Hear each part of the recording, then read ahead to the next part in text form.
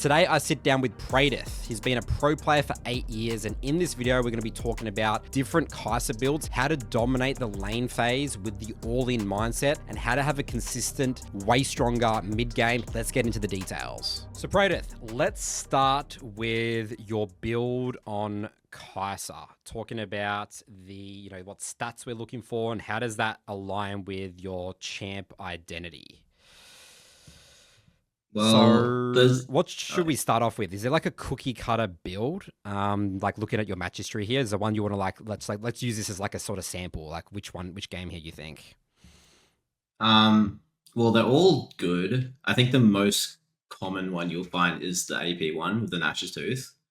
That is like her best build, right? But you don't want to play that build if your team has like at least 3 AP on it, right? So if you have, for example, that game, it was just a single AP Azir, so I decided to build it. And it allows you to do the most in the game with this build. It's like the most versatile, it's the most flexible. So that's the one that is like the best. But there are 2 other builds. So tell me the difference between AD and AP Kaisa. Like, does it completely change the way you play, like your mindset, your champ identity, or is it sort of the same thing? You're just doing AP damage. It's pretty much the same thing because you're still running lethal tempo, you're still having attack speed.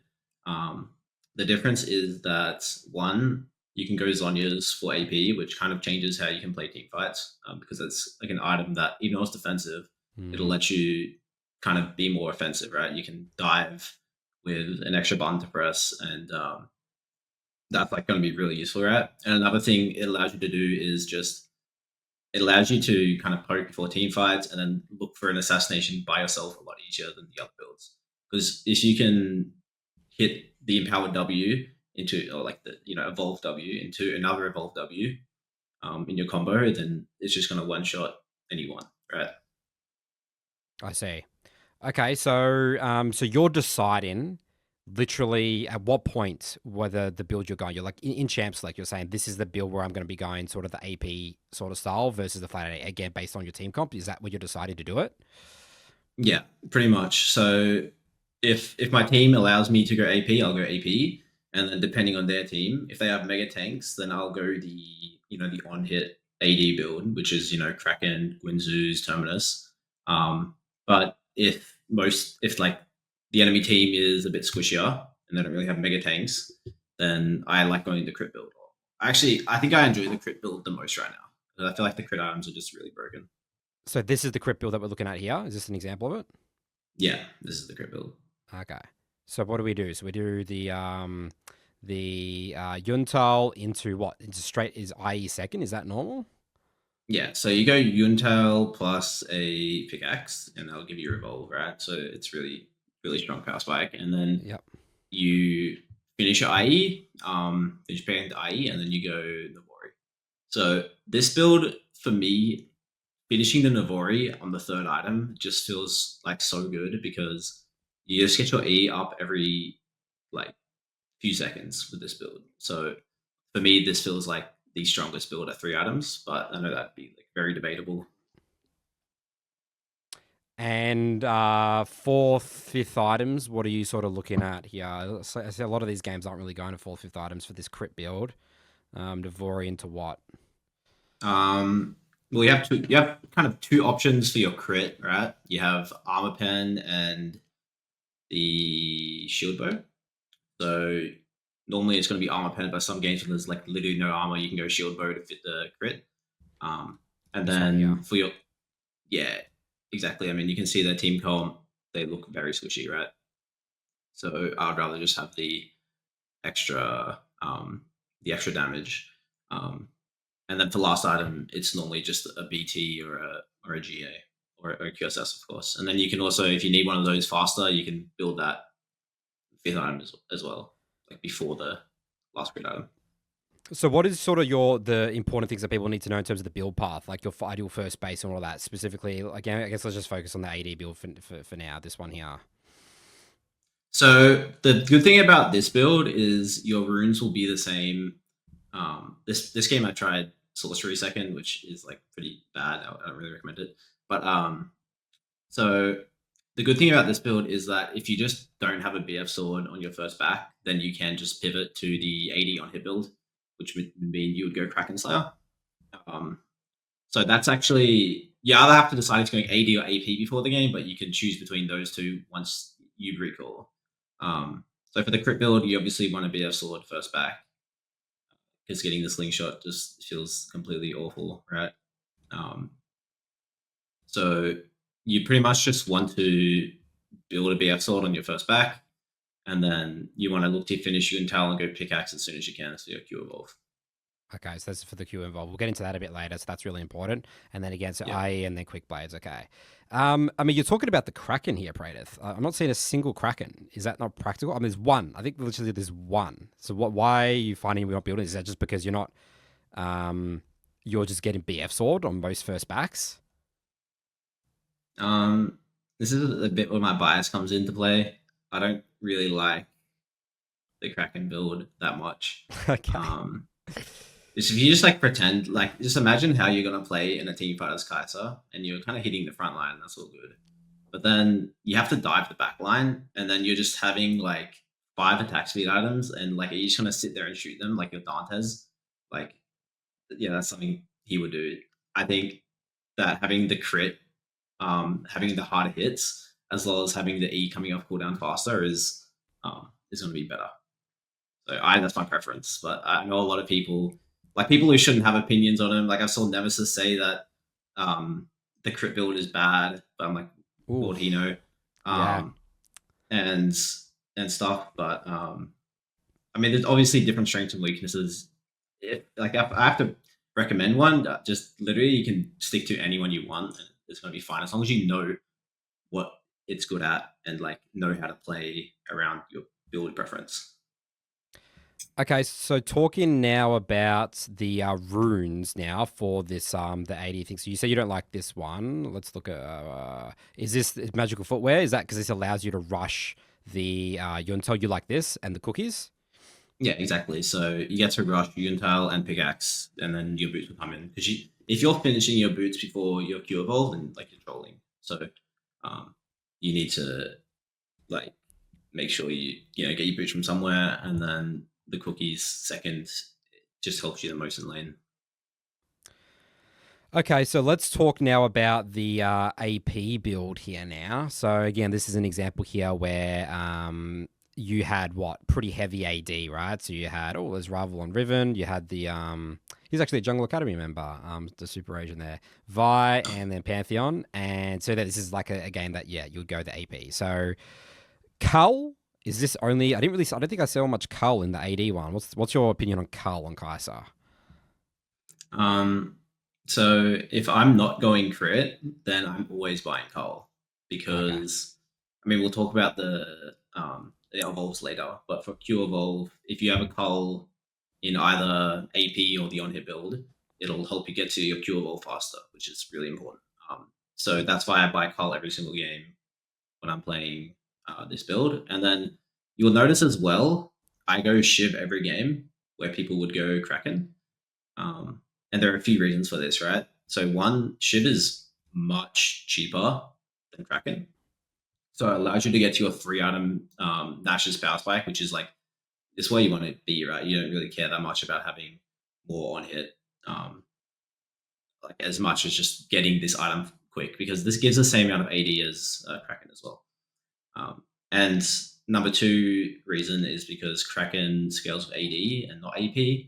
So it'll lose more value the later the game goes when you have Kraken into AP. Okay, so static, and then Rage Blade, and then Nash's. So this is the classic, and then you'll be going sort of like Zhonya's after this, and then Death Cap or whatever it is.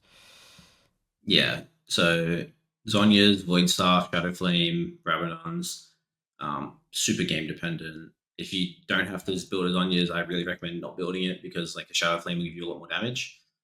And then you should always.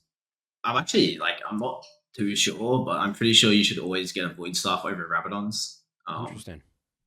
So if you go like Void Staff into Rabadon's for your 4th and 5th item, or 5th and 6th, then you could do that. But besides that, I rarely buy Rabadons in the shop. Okay, and I'm seeing the exact same runes here. So the exact same runes for both AD and AP. Is that right? So Oh, I sometimes yeah, bloodline. actually, yeah. So I mean, I do something that I don't think people do, but you do want haste for your W. I guess like we can show that off later, but you do need haste for your Mm. W for poking and for assassinating. You need it from somewhere, right? So the Nash's isn't enough. People like to rush Crypt Bloom fourth item for it, but I would hate to be like stuck on that every game. I think it'd be really bad. So I like to just go Legend Haste, which you take that into attack speed because the lifesteal doesn't work with AP, right? Um, so it's either attack speed or haste. And I think haste is like slightly worse early game, but it gets much better late game. So So it's the same build except for in terms of the runes, except for haste is for AP Kaisa. Again, you're choosing that in champ select, or AD is bloodline. Never attack speed. yeah, never attack speed. Also for the AD builds, I don't take Friends of Mine because Friends of Mine is only for W spam later on. Oh, okay. So you do switch out the president. Okay, so sorry, these two you switch out. Okay, I see. So it's Yeah. that. So yeah. So this is yeah. Okay, that makes a lot of sense. Okay. Okay, that makes a lot of sense. Cool. That's pretty simple, I guess. Okay, well let's now look here, Praedyth, at what the general community is being built. I mean, to be honest, this is like quite distorted because there's two builds, right? So this is not even going to be a good indication. Like it's basically just saying, do people play AP Kaiser more than AD, right? Like maybe we could talk about some of these items. Okay, yeah. So Kraken Slayer is really popular first item. Like the community massively disagrees with you here to Praedyth, the Kraken Slayer. Yeah. So I mean, if I had to like send someone just like build this item every game, I would probably recommend just going Kraken into Gwinsu's into Terminus. Because that's just like overall it's kind of the most consistent build because you're going to be able to kind of do AD and AP. You're going to be able to play the same way every game. So it kind of simplifies the game that way. Mm, But I mean, just looking at those three items, they're just going to do a lot of damage to tanks, right? But it's not going to help you much when you're assassinating someone. I see. Okay. So obviously attack speed boots makes sense. Yep, this makes sense. Runan's Hurricane, I mean, it's barely picked, right? So that's fine. Nash's, so the Terminus. So yeah, so you weren't building this at all. Third item, and in both of those builds, you're a Nephori Quick Blades. It seems like the Terminus is more popular. So explain to me how this item was. So you're saying that this is better for killing tanks, but not for assassinating people. Yeah. So I mean, this is really hard, like kind of really confusing to read, right? Because like it's showing you a lot of different builds, but it's not really showing you what, It is. for That's right. example, what a static shiv will build second and third. Yeah. So it's really hard to read, but I can tell you that. So yeah, so the Terminus is the third item every time for the 80 on hit build. And this build is the best for the mid game, but then it kind of falls off compared to the other two. So you'll see that I guess has the lowest win rate. It's also probably the cheapest. I'm not sure if that's the cheapest or the AP version. Actually, that one's a bit more expensive than the Nash's. But yeah, I mean, it's just going to be better for killing tanks, and that's all. So you shouldn't really just be defaulting Kraken into Gwinsu's into Terminus every game.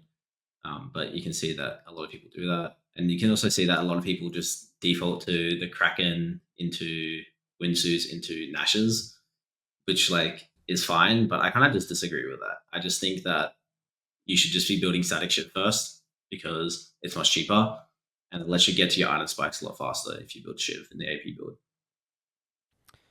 Okay, that makes sense. Another ones that I'm looking at here is, I mean, people love Zhonyas, absolutely love Zhonyas. On item number 4, you were saying before that you don't really like to build it. Yeah, I do like what it does because it lets you kind of dive and have an extra button to outplay with. But if you've built a Shadow Flame fourth instead of Zhonya's, like you would know just how much more damage you do. It's like not even comparable. Because like I don't know, it just does so much more damage, and I think it's like a little bit cheaper as well. So um, I think Zhonya's will be more popular even for myself, right? I think I build Zhonya's more, but it's something that like if you're versing a bunch of I don't know like Scion, like these like front to back champs that you don't really need to dive for, um, or like your comp is like more appealing comp already, and you don't need as Zhonya's, then I think going for a damage item fourth is gonna just make you do so much more damage. Yeah. Yeah, I've always now I'm thinking about some of my games, like, yeah, a Shadow Flame, once, especially in the AP, once the caster gets Shadow Flame, they are doing like 1W, it's into the next, and we're just all dead. It's really obnoxious. Yeah, I'm actually not that afraid of a Zonya's Kaisa for some reason. Maybe that's just because I'm not the one getting one shot as an assassin, because I play, bruiser junglers, right? So, but Yeah. this looks way scarier to me. Okay. Any other things you want to mention with the build? As you said, this is just quite confusing to read because, there's Kaiser's a unique champion where you literally have like, you have like 3 builds, right? It's like 3 different sort of builds you could be going. Yeah, so I mean, you can see that the Void Staff win rate is really low, but there's a really small sample It's size. very low sample size, yeah. So you'd only be building Void Staff when they have tanks that are building a lot of magic resist, really. Or even like a bit of magic resist, to be honest. If they have like tanks on the team, you're probably building a Void Staff at some point. And then I'm not sure if I would really go like Zhonya's into Rabadons because you're not really multiplying that much AP. But that's the most popular build, so like maybe it's okay. And then if you go up to first item, you might see because people might ask about the Manamune build. So yeah, so you see Manamune is like it's really kind of popular amongst like streamers and stuff. They like the Manamune into AP Kaisa. So it's Manamune, Ludens into Manamune Bloom, I Ludens think. into Crypt Yeah. Bloom. Okay, and what's the thought process around that? So they will go. It's pretty much you're playing like artillery Kaisa. You're getting a lot of haste, you're getting a lot of AP, you're getting mana, and you build the mana immune because it gives you a Q upgrade with the mana from Ludens. This is what people have been doing lately after Ludens got buffed. And I saw a lot of clickbait titles being like, it's back and it's broken. But this build is if you're in an echo chamber for the whole first 30 minutes of the game, you can build this game and you don't have to interact with anyone. But if you're playing first strike Manamune Kaiser first, I promise you, it's completely useless to everyone until you get 3 items. So you can keep in mind if you want to go a full artillery AP Kaiser, that is the build, but you will not be useful in the game until later on. And then that build's like really strong, right? But you have to get there. And I know people have been talking about that build lately. So Okay, last thing for this section, let's talk about the skill order. Does the skill order change for AD versus AP, Kaisa? yeah, so when I'm playing AD, it's always just QEW. Of course, skilling R when you have it. But when I go AP and I'm ahead, I like putting points in W after level 11. So I'll go 5 points Q, 3 points E into W max. Yep. The reason you do this is so when you hit level 15, you have 5 points in W, the cooldown goes down, and that will allow you to assassinate people way easier in the mid to late game, right? Okay, so both are max Q. Yeah, okay. And then AD, you max E second, and then W last, because obviously that's not where most of your damage is coming from. And then AP guys is W second. That's quite simple. Yeah. Okay, I think it makes sense now to talk about the evolve timings. Now, you put together this document here. You did make a guide in the Botland Academy for Kaiser, but you said you're still getting a lot of questions about the Kaiser evolve timings. So do you want to explain sort of how this works here? So what actually... So the evolve. So do you have like choice of So you choose which abilities you want to evolve. And you could evolve all three, So or is it? Yeah, you could evolve all three in the game, right? yeah, so the way it works is once you have 100 bonus AD, 100 bonus attack speed, 100 bonus ability power, it'll let you upgrade the corresponding abilities, right? So Q for AD, W for AP, and then E for attack speed. Um, so what Kaisa is like, what's unique about Kaisa is that she gets a power spike that is kind of unique to her, right? She gets her first item, but then shortly after, she'll get her Q Evolve power spike. So she's pretty much the strongest champion in the game as long as you're abusing the fact that she gets that Q Evolve. Because like no other champ has anything like that, right? I see. So So I you're think building it's stats. You're yeah, building stats. You need 100 to get, and you obviously it's not going to get it first. So this is the you're like sort of thinking of as like combinations of items to get your evolutions. That's the way you were sort of thinking about it. yeah, and you can tell that like Kaisa is not good when she doesn't have items that will let her get to her Q Evolve fast, right? So this is good for her because she gets it quite fast. Um, and this is another reason why I like Static Shiv over Kraken because it's cheaper and it lets you get to the evolve faster. I mean, and I can just kind of go over what I'm saying in this document or whatever. So if you build your uh, Thorin's Blade always first, um, Cull into Kraken or Shiv, and then a pickaxe after, you will get your Q Evolve at level 8. Okay, and that is very realistic that you would have this because you know Kai'Sa is very feast or famine. So a lot of time you're fighting a lot early, right? A lot of time you get a lot of kills. So you'll hit uh, like level 8 and you'll have these items. That's very common. But if you see the one below that, if you skip Cull, then you get at level 10. Oh Um, wow, that's huge. That's massively so okay, so that's why. So you need the cull. Wait, so you said you built cull for AP but not the AD though, right? so not for the crit build because the Yeah, crit not for the build you crit build. go Yuntal, right? And the Yuntal is like it gives too much AD, so you just need Yuntal plus pickaxe, you know, as it Okay. says there. But for the Kraken and the Shiv, they give both give like 40 or 45 AD. So you kind of need that cull most of the time to. So when you hit your Shiv plus pickaxe, that you have the Q evolve. So that's why I will build a cull every single time when I play on hit or AD or sorry on hit or AP Kaiser. Yeah. And so wait, so is this what saying here that with you go the Yontal, you get Q evolve at level 6 with these items? Yeah, but I mean, if you're getting those items at level 6, then I mean, yeah, you're just the goat. Yeah, that's pretty insane. So Yeah. why'd you write level 6 here? Why'd you not write like level like 8 later? Was this a missed typo or? Oh, because like I'm because okay, so if you have those three items and you're level 6, then you'll have the um you have the evolve, right? Oh, that's And the I minimum even wrote baseline, but above that's it. not realistically. Yeah, but I wrote above it on completion because normally when you complete those three items, you will have Ah, it, right?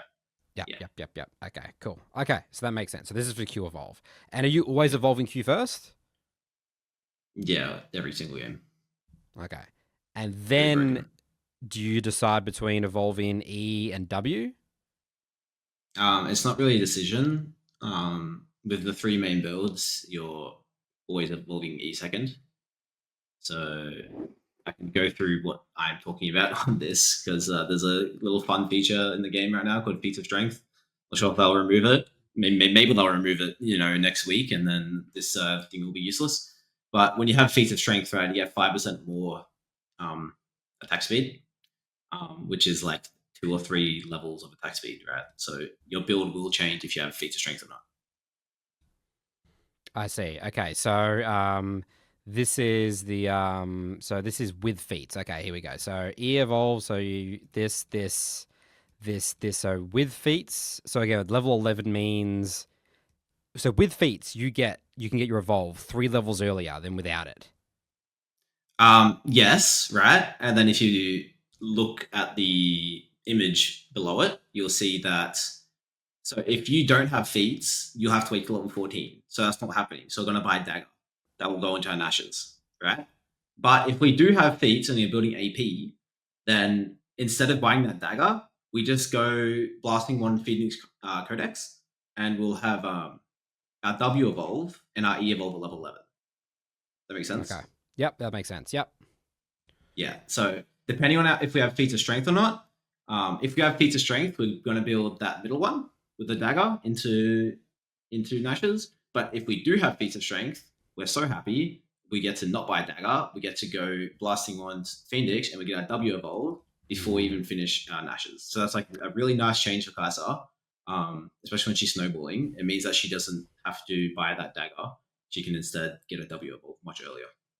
Fascinating. Wow. So that's crazy that that's a feature in the game, that this is impacting the Kaisa build. That's crazy. So is this common knowledge with Kaisas? Like, do you coach Kaisas, they know this stuff or they don't? Like, when do you know this stuff?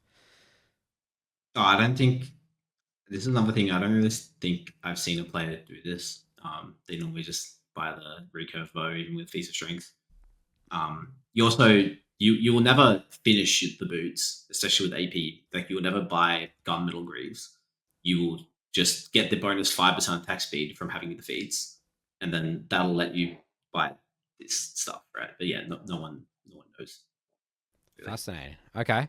Yeah, this is really, really interesting. Okay, and then now the E evolve with Crit Kaisa here, with feats and without feats. So what changes here? So you have to build a Zil.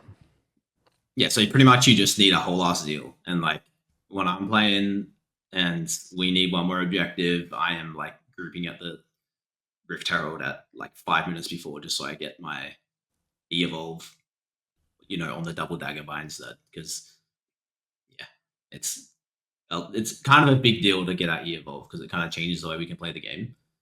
So I'm really passionate about getting my E evolve when I'm playing. So yeah, I want the feat strength, pretty much. But obviously, that's like a lot of it out of your control, right? Like, as an ADK, or do you? How do you? Or you literally think like, I need like break? You get it from breaking tower, right? First tower. I guess that's what you. Yeah, first. Yeah, so this first tower and first 3 kills, which is obviously out of your control. But yeah. I mean, first tower can be in your control. You have to really be paying attention to like the towers. Yeah, like, don't fuck around and let's kill the tower if it means we're getting our feats of strength. And then the same thing, like, you're a jungler. If I'm on the Rift Herald hitting it, and your wolves are up, like, you gotta come finish the Rift Herald, right? So I'm gonna pretty much I'm gonna hostage my team to get my feat of strength, because I want the evolve. Yeah. Okay. On both builds, right? And then quick thing as well, the AD on hit build, it literally doesn't matter. Just build whatever and you'll just get it. So I didn't really include it here. Okay. Okay, let's see now. Let's jump into the practice tool now and learn more about Kaisa here, Praedyth. Okay, so Praedyth, this section we're going to be going over how Kaisa's kit works, abilities, combos, sort of tips and tricks. We'll sort of start it from like level 1. I mean, we're going to, what do we need to know for Kaisa? Let's sort of go through all the abilities. What's the passive, by the way? What's the passive? So the passive is called Plasma. Might come up later, but you input a auto attack on something and you will get this plasma, you see, and it stacks up to 4 times before bursting on the 5th. Okay. So and you see each consecutive attack will do more. So yeah, there's 4, 5, 6, 7, and then the last one will pop. Okay, that's all that does. Well, if you read it, you'll see that nearby allies apply 1 stack to champions they immobilize. So this is why we like Nautilus, and this is why we hate Soda. Right? Because, for example, a Nautilus will hook, your auto attack. That's already 2 stacks, right? So I'm walking to the fight when the target's like this. So I only have to auto attack him, 3 more times. Or what will happen is Nautilus will hook, apply 2, and then I'll instantly W, and I'll auto attack, and then it gets popped straight away, right? Yep. Okay, that makes sense. So W, very long cooldown, especially looks like early game. Yeah. So this applies 2 stacks to the plasma early game, and that's why it's so like important to hit. It also just does a big chunk of damage, right? So it does a lot of damage, and it'll start you off with 2 stacks, so you only need 3 more. So this is really, it's another reason why we like CC, so we can guarantee hit it, and we get our passive drop off, right? Yep. And then what does the E do? So the E is a slight speed boost, and then afterwards it'll just give you a lot of attack speed. So you want to use E normally either like chasing or escaping, or you want to use it like before a fight, right? So for example, if me and Nautilus are here and I see him walking up, then I'm just going to E forward, so I get attack speed buff. That's how I want to use it early game to get my stealth. So you don't think too much about like holding it. Like a lot of champs like to hold their dashes, right? You're just thinking about it, also using it for the attack speed a lot of the time. Yeah. So before you get your evolve, that's the main use. Yeah, because it's honestly not really doing too much for you early game besides the attack speed boost, right? Yep.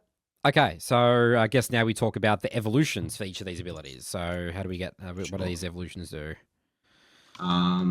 So I'll just buy some nice items. So you're building AP here, so you're getting the 100 AP, is that right? Yeah, so I'll get that. I'll sell some levels as well.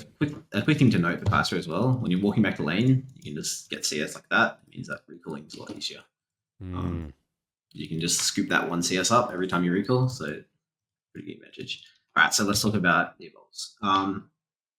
So the Q evolve, and the reason it's so good is because it goes from 6 missiles fired to 12, right? So okay. I'll go to this clone, isolate. So just a shitload more damage. Missiles equals damage. Yeah. Goes from that to... Yeah, so you see it's like 200 more damage, which is going to be a lot early game, right? Yep. So that doesn't really change the way we play much at all, but it will, for example, it'll help a lot with wave clear, because Q, I don't think we actually talked about the Q ability much, but another thing Q does is it'll execute minions. So it does a lot more damage to minions that are lower health, pretty much. I think it's below 30, they're below 25%.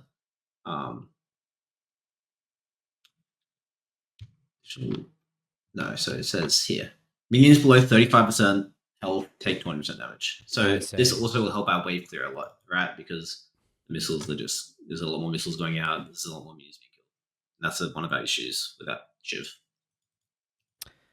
Okay, and then the evolved W?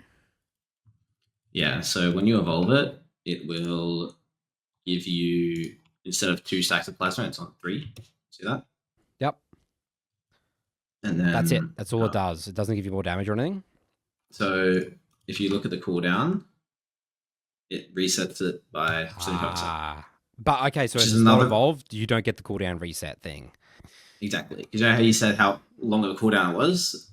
Well, once you evolve it and you start hitting these, that's when you're starting to do a lot of poke damage, right? And sometimes I feel like the enemy caster is just hitting them every 3 seconds. You're like, what's going on? It's because even though, you have an Ornn tanking them, like he's not going to be able to just keep tanking this, right?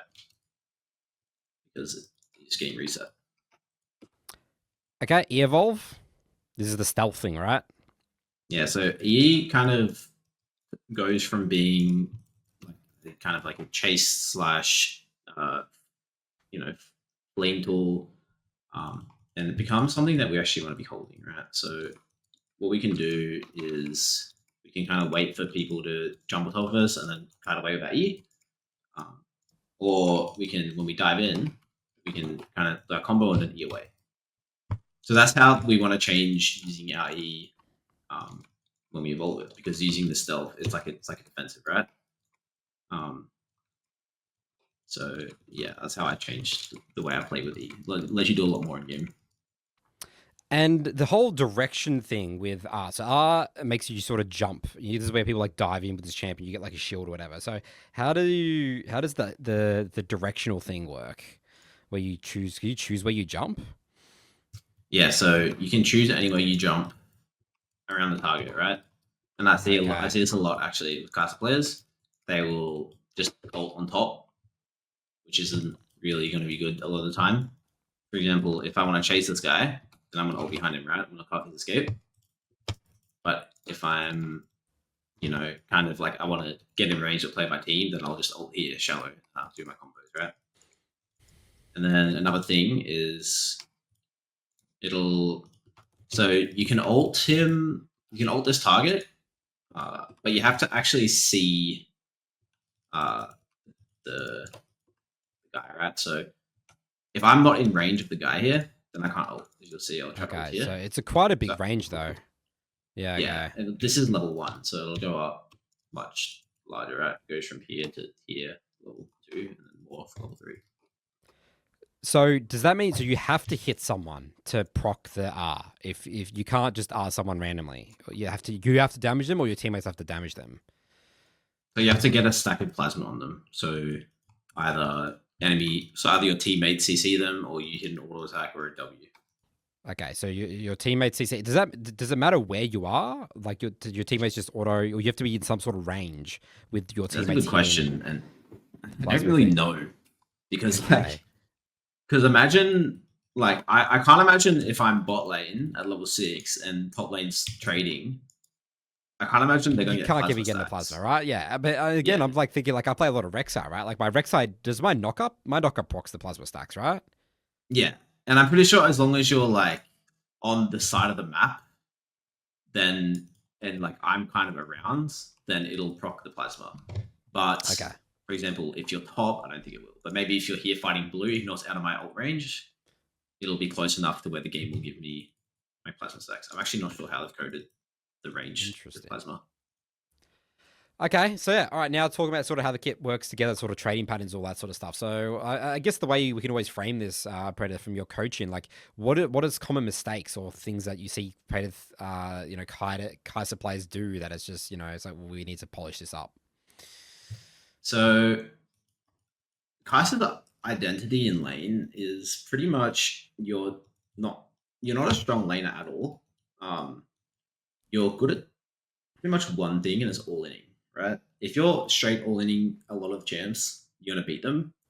But if you're just going for a normal trade in lane, I'll sell my items and just go for it. But if you're kind of trading normally in lane, you're not going to win as many trades. So the trade that you're looking for would be like, for example, 80 carries here, where you can scoot up to the side, look for like an isolated Q, W auto attack like that.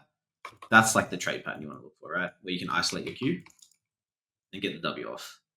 But I see a lot of people here, they'll just walk up and they'll Q auto attack. And that Q just spreads everything. So Q does no damage, right? Is that the idea? Okay. Yeah. And you're also short range, right? So once you're doing this and you're looking for the Q auto, they're probably, odds are they'll have more range than you, so they'll be able to get more damage to you on the back end. So a lot of the time you walk up to look for a trade like this, it's either because they're isolated or because you're all in. So you're pretty much losing trades to like pretty much every, like what's the context with how short your range is compared to other 80 carriers?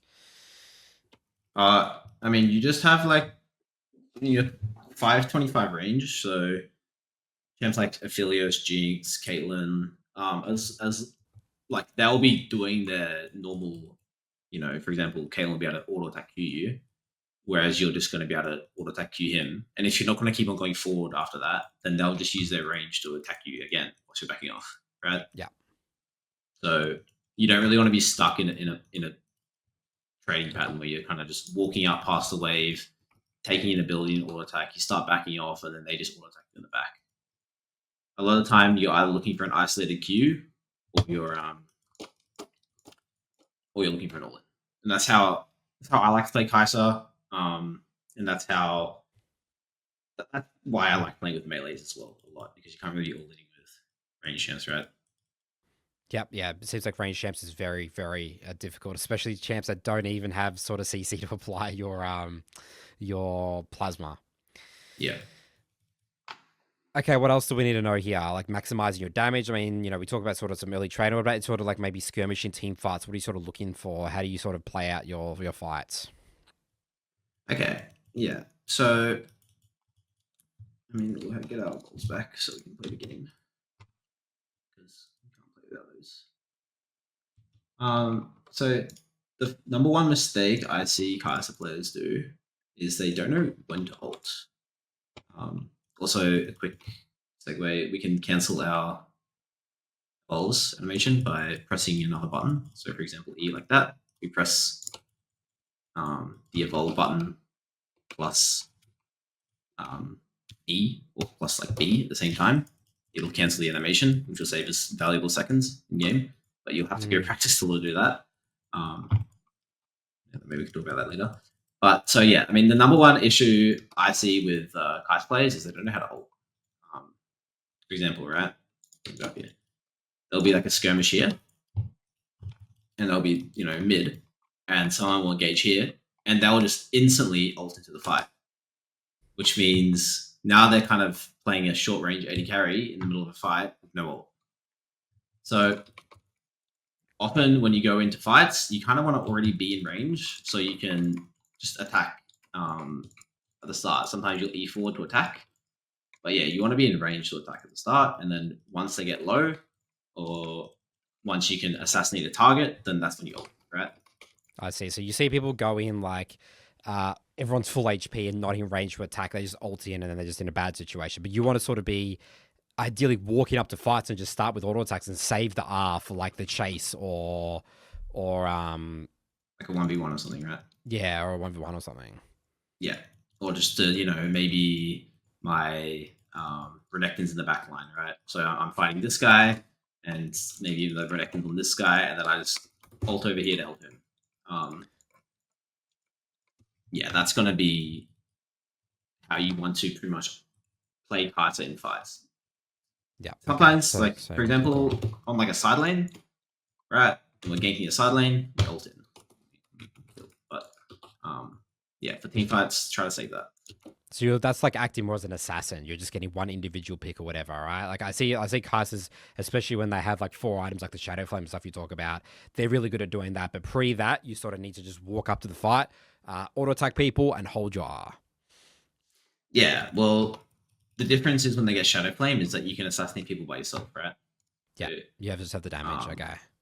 Yeah, so if you can ever just ult in to kill a target, then you'll pretty much always do that, right? But a lot of time people just ult into range or ult a target that's already dead, and they could just walk up and attack instead.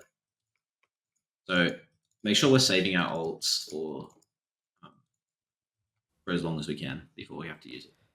Talking about sort of, your movement and maximizing damage and stuff, Praedyth, I haven't asked this question for a lot of the other episodes, but settings. Do you reckon there's crucial settings that people need to do with Kaisa to make sure that we're maximizing our output of damage? Not really. I think just make sure we're kind of using our auto attack, like our A click like this, and just kiting around our target and just kind of being aware that we're short range. And then obviously having our Zhonya's key on something a bit comfortable and stuff. In terms of settings, it's there's not really much for AD carries. We just like attack, move, click, and that's about it. Yeah. So you talk about A click. Yeah. Okay. Anything else we need to know before we jump into your gameplay, Praedyth? Yeah. So, well, pretty much every game I play Kaisa, and this is something you have to learn if you want to play Kaisa, is the RW combo. So when you R, you can actually click your buttons, so you can kind of click Q and stuff. I think you can also flash. So you can click your buttons. So what we're going to be doing a lot of the time when our W's up and ult in is we're just going to look for the RW. And that's going to be a lot of surprise burst damage, and people aren't going to be able to react to that, right? So the way it works is you're in midair, and then so you pretty much W from where you are. So if I want to ult from I want to ult behind him here, then I'm going to point my clicker right here. Okay, I see. Yeah. So wait, so you're saying that you could do 2 Ws. Your W resets after you R in. Yeah, so that's why I want to get haste. So that's why we want our haste breakpoint. That's why I build haste in the build, right? Because okay, for example, right? So remove the Let's just cooldown like refresh thing. I want to sort of see what this looks like. Yes, remove the cooldown thing and then do that combination thing again. okay. So you'll see because we only have mashes and no points in W, it's impossible to kind of do the combo, right? Yeah, time's out. Yep. So that's why I want some more haste. So let's just say we've got a crit balloon here, 20% haste, and let's just say we've put some more points in our W. Then we'll be doing like a W on someone, and then we can a W. It'll keep the plasma stacks on, and yeah, I mean that's just like one shot pretty much, right? And you can also do this with the poke, right? Where you're kind of proccing your plasma off of each other. You're doing a lot more poke damage with this. Okay. What else? Anything else? Yeah. So and I like when I said before that the AP Kaisa has some like a lot of benefits. For example, you can clear midwave, and you see the AD carry playing midwave, then you can W like that, then you can go and assassinate him. That's one of the major benefits of AP Kaisa, especially, is because you're gonna have way more burst damage than any other version of Kaisa, right? So if someone's, even if you find someone in the jungle, you can do the same thing. So you're doing this exact same thing with AD Kaisa as well? Or like, how are you playing differently with the whole crit Kaisa? So when I'm playing AP Kaisa and I'm doing this, so we'll kill this spot over here. So I can do a lot more burst, right? So I do that, and then I can look for just the RWQ auto attack, and then I can kind of run away, right? And that's a shit ton of burst. That'll kill a lot of people.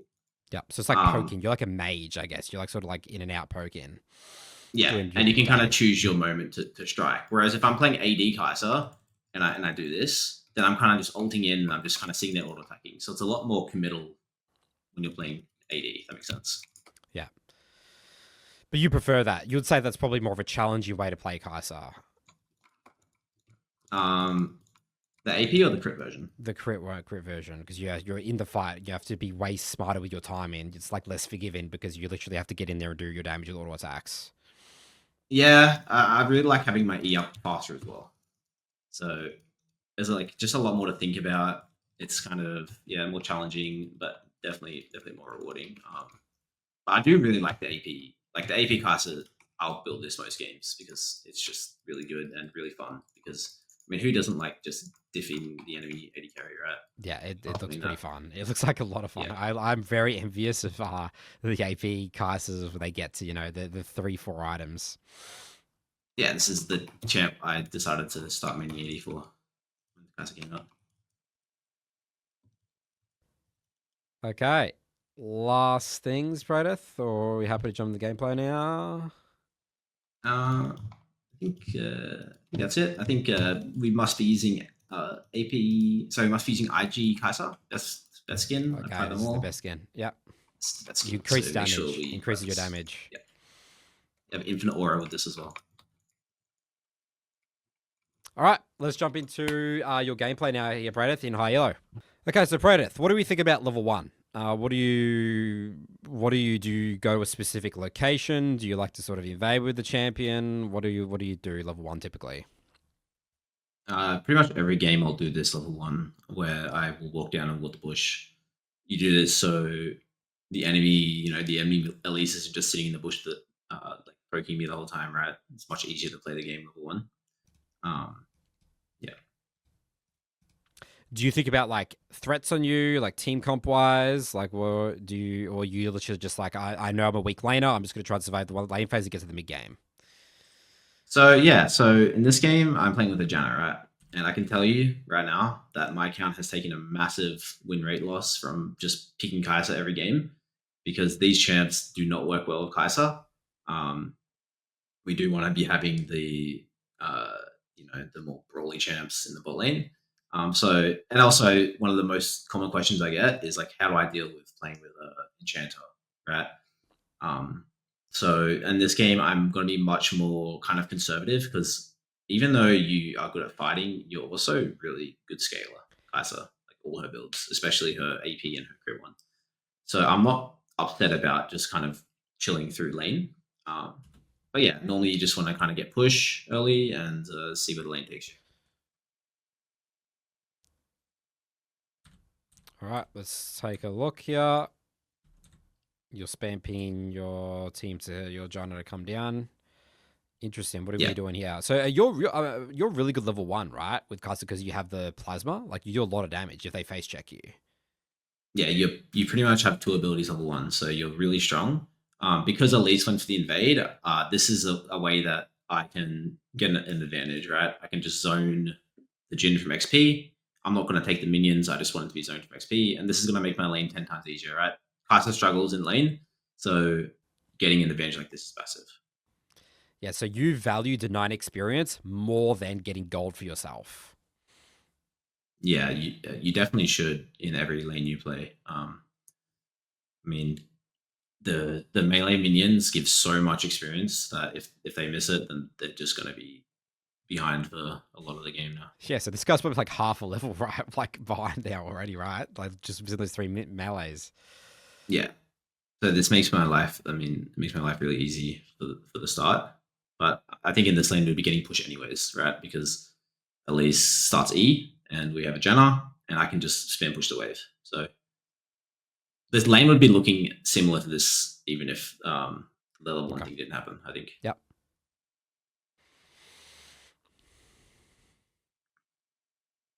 So, what are you trying to achieve with your W? Like, do you have mana problems? Like, do you just throw it out? Like, are you trying to like hit them when they go for a last hit, or how do we hit Ws? I guess, and how important is it to hit W in lane phase?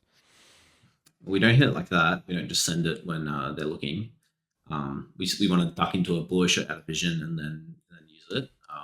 So that was a To bad try to get example. rig off. That was a bad example of Yeah, bad W usage. Okay. I'm kind of embarrassed actually. So out of vision, out of fog of war. Okay, so like sort of like I guess I see a lot of the time like Kai'Sa's like hover behind walls and stuff and like throw out Ws. Yeah, and that's how we want to use it. And then another way we want to use it is when we have an engaged support and where the ways meeting in usual. We don't just want to use it for poke. We want to wait to see if a fight breaks out, and then having the W for the fight will be a lot more important because it gives you the plasma, right?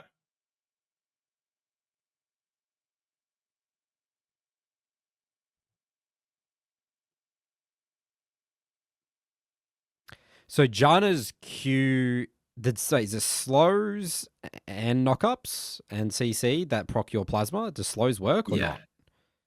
No, so just like pushback, so her ult and knock up, so her Q will work.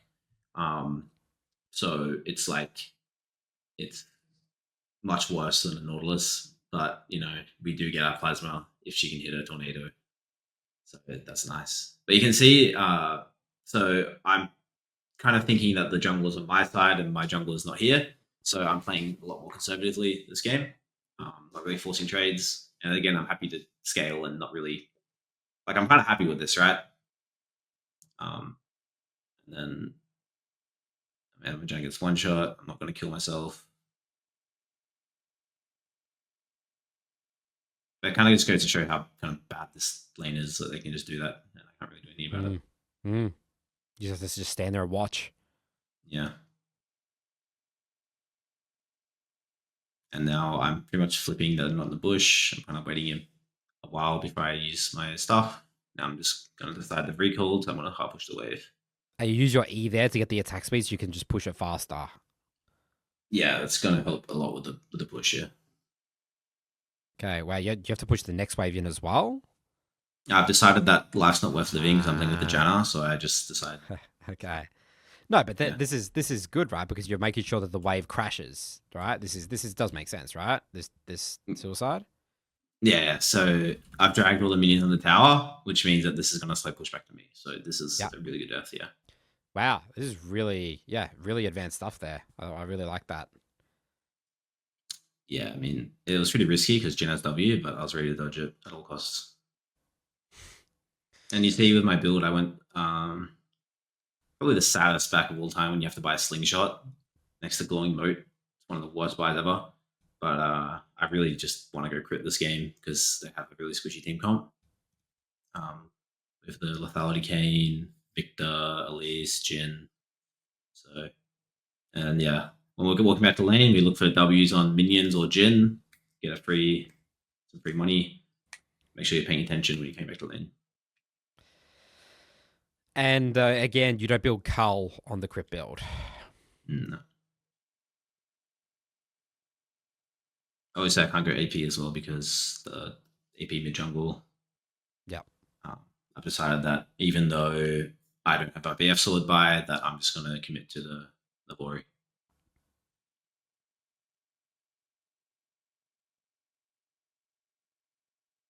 It's important here that we see our Janna top, so we are willing to give minions here to preserve our health, so we can stay in lane, right? We just want to be soaking up CS. We're happy to scale this game.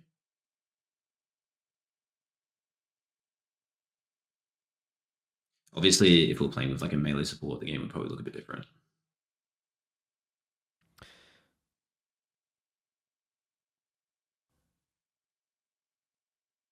So yeah, preventing just making sure you're just not getting Dovia. Yep. What is your whole view on getting left on supports roaming? Do you feel like supports over roam from your experience? Like, do you want them to, especially when you get level 6, like come bot like Nautilus, like let's kill their bot lane, like I'm strong, or not really? You're happy for them to do what they want? So for speaking from like a kaisa perspective, I definitely Yes. want my team to come bot, because especially for versing like a Caitlyn, a Jinx, people that are just going to shove you in, especially when they have no flash. I'm just like, guys, please come bot. Like, don't fight grubs. I don't care. We need to kill these guys, right? But in a lane like this, where I'm not too worried about getting pricked in the tower and I can kind of just live in CS, I'm happy for my team to roam. Like, I think Jin still had flash the whole time. And from my experience, if the top laner dies for support once, they give up. So I'm down to have my support roam and stuff. And we just got to play accordingly, right? We're not going to throw a fit. We're just going to, yeah.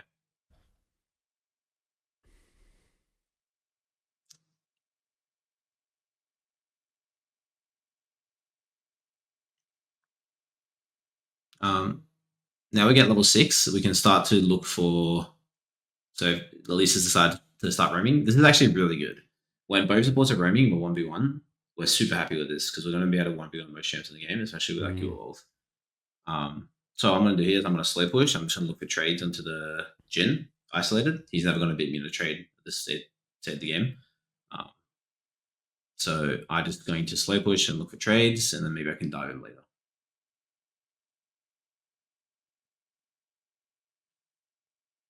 Where is Jin? Is he so scared of you? He doesn't want to walk up into the wave, or is he roaming to the grubs? He must have gone to the grubs or something. Nah, he's here. I think he's just hiding. Yeah, I guess he just has to wait for the wave to come back, right? He doesn't have to walk up here. Yeah. He doesn't want to get like run down, W into ulted. Just CSing with W. And then here, I just want to get my base for my item. So if I push this way faster, I can recall faster, which means I can come back to lane and not miss any minions. So even though Jin's hitting me here, I don't care. As long as he can't kill me, I'm just going to push and I'm going to recall. I get my item. Beautiful. So you're very happy with this. Got the wave in. Got your Yontal. Yep. And we'll see that I probably don't miss many, especially with my W. I can scoop one up, hopefully. So you're looking for a good base like this is really important. If I hit it. Oh! There we go. There it is. And I get that XP. Look at that. We're in. Very clean. Yeah. Thank you.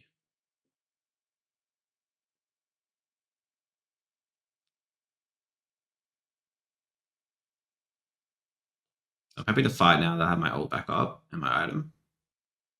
Yeah, Jin's sitting on his Swifties and like some longswords, so you're probably way stronger at this point. Yeah. He can run fast. It's kind of annoying because I can't really kill him as easy, but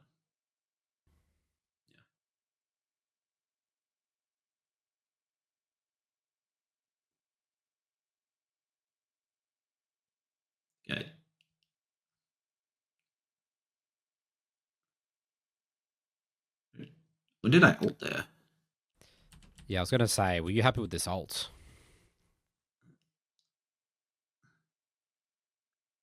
I mean, that's a good cocoon by the Elise. I think I'm just like ulting out of Gen ult because I think that we're about to brawl. Um, and also like I don't want to back before getting my pickaxe right, pickaxe gold. So get chomped, we'll have to recall again. So your reference for right now is Operation Pickaxe because that's where you get your Q evolution, right? With these items. Exactly, yeah. Okay, so So we Operation can start Pickaxe. brawling, like really brawling.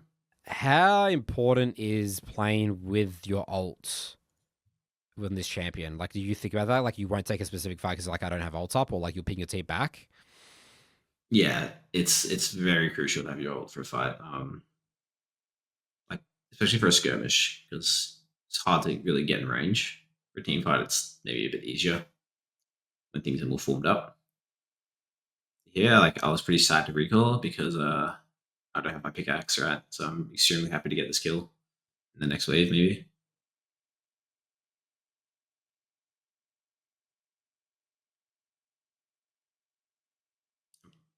Probably gonna say to push this next wave in. I don't know why I would recall unless Jin's recalling. Oh, there you go, recall. Okay, and there's Jin wants evolution. she's good. Beautiful. Yeah. Q evolve. Yep. Cancel our Q automation, and now we're ready to just completely brawl. Right. This game I take a mistake. I wasn't expecting to be elite support. I don't really know what I was expecting to be honest. Gems liked, but I didn't expect elite support. So having no cleanse makes it kind of harder to be aggressive. So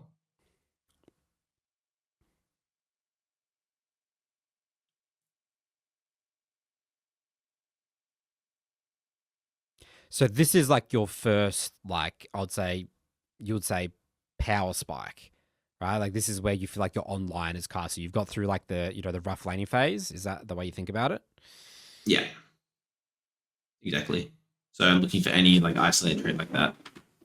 Um, obviously I'm trying to force it really hard there, so I forgot about the wave, but yeah. I mean, the point is that we're looking for any trades we can right now with 5 points in Q, um, evolved Q as well. So we can even look to maybe even dive this guy if he stays. I see. So you're not. So you said before you're looking to just like slow push in. You're not slow pushing in here. You're hard push in because you want to dive this guy. Is that the mindset? Yeah. So one, I can probably dive because I'm so far ahead. I can probably dive him off a two wave, just off a one wave crash. Yeah. I'm also not sure if he's recalling here, right? So if I can push the wave in and get plates and over that, turns out he did recall, or he's trolling. I don't know what he's doing actually. That just looks so easy. That's like crazy. Yeah. So that will look like that. Like it might look a bit harder because I'm pretty ahead right now. But you can still do that under the tower. For example, you'll just walk up, auto attack Q under tower. It'll be isolated, and then back off, and then on the next Q, that's when you can kill him. That makes sense. So like you'll be doing probably two Qs to kill someone full HP, like diving someone. I mean, you're saying you could dive people full HP, like under tower. Like that's how strong this is with Q evolve. Yeah, especially well, pretty much. Especially when you're ahead, yeah. But when you're ahead, yeah, you're not really just like running up to him and diving at full health. You would look, yeah, you'd look for the auto A couple autos UW poke, yeah. and yeah, and then wait for it. So for example, right, as I say, we're slowly pushing this wave. If he walks off any of these minions, and I can just get like I can just E forward and auto W him and chunk him to like 70% health, then I'm pretty happy to just die from that 70% health. Especially like if there's no minions around, right? Yeah, there's no minions. But if there was minions, you would think twice. You'd be like, okay, I'm probably not gonna be able to kill because it's not the isolated Q. Yeah. I mean, yeah, that's why you normally want to kind of run around the minions. But obviously, in this point in the game, I want to be able to beat him 1v1, outside of minions.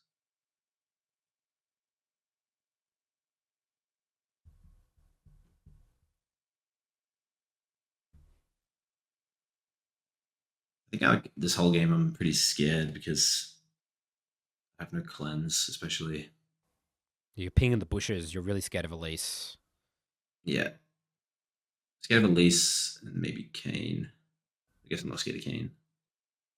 But I definitely want to throw my lead because I'm nearly I'm like the really strong point right now, so I want to play for Drakes, um, and yeah, pretty much just play to keep getting the student behind. In a different game, I would be looking mid as well a lot. When, for example, their mid lane is ahead and it's a big problem, maybe I'd look to kill mid instead. But in this game, I'm so confident in myself and that I have a Janna. So instead of playing on the map, I want to play for myself. And Yeah. that's you playing bot. So you're saying that some games you're just like push and then like moving like fishing for mid and then go back bot. That's what you could. That's another way you can play Kaisa. Yeah. With like a melee support, especially. But yeah.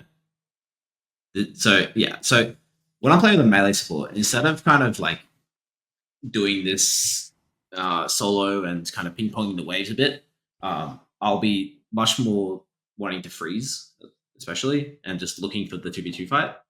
But because I'm playing with the Janna, I just want to get good recalls, good trades, play for myself completely, and scale into the game that way. Because we just have the Janna, which is just going to help us so much more like later on. So we should use that to our strength, and instead of like perma fighting, especially 2v2, we look for the 3v3s and we look for the 1v1s and we scale up that way. That's really important. So you broke a bot tower now. Do you have feats? No, we don't. Oh, you don't. They have it. Okay, so you're a little bit upset about that. Disaster. That's a disaster. Our evolutions are going to be delayed.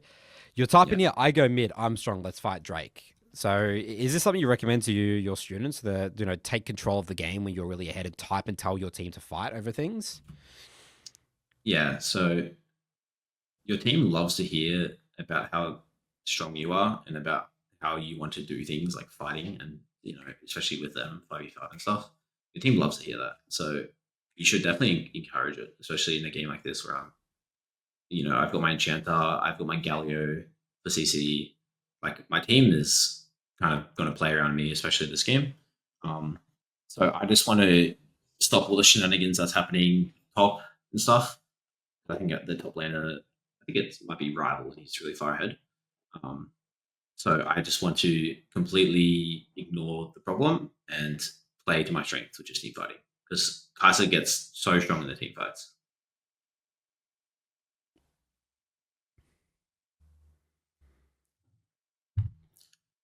Free Drake. In another game as well, I might just be looking to assassinate people a bit more, especially if I'm playing AP Kaisa. But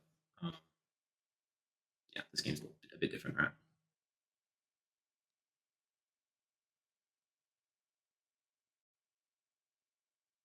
You notice we're on the clock with CS, we're got bot tower, trying to stack the Drakes now. So we're just making sure we're good in the game. That's what's important. ADC walking up to mid wave. Any team will miss in. This is always scary to me. This looks like death. Yeah, I think there's a very real chance I was dead there, but fuck it, we flip it.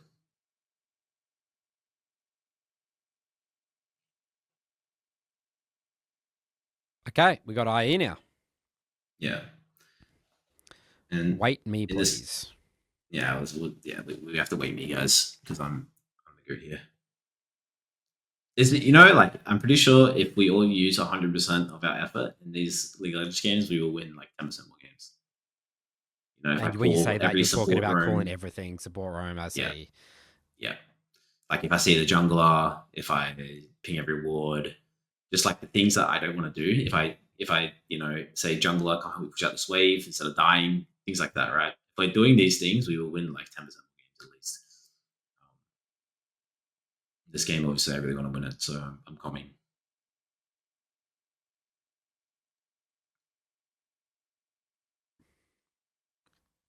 So mid game with Kaisa. You said that you're really looking sort of to team fight. So I guess are you just sort of on mid-wave duty, getting priority, threatening them, making sure you're not dying, and just waiting for objectives like, Attica and Dragons, because that's where the big team fight's going to happen? Is that, what do we think about mid-game? How do we close out the game, I guess, is the question. So we're pushing mid, trying to push mid first, and then we're sending our W up midway to find the enemy AD carry. If he's killable, we'll go for it. If not, we just pretty much go for a camp or go for any sort of side lane play, right? If there's a side lane play and we're playing Kaisa, we're going to really want to join it. So we want to encourage our team to fight sides, and we're going to rotate there first, right? Especially when we're ahead, because we're going to have our ult as well. So that's your advantage. You can get to side lanes faster than any other AD carry. Yeah, exactly. And I think this game, the side lanes have been like really respectful as well. See, every time I kind of hover to the side, they're kind of backing off. So here I kind of want our team to fight Articon, so that's what we're doing here.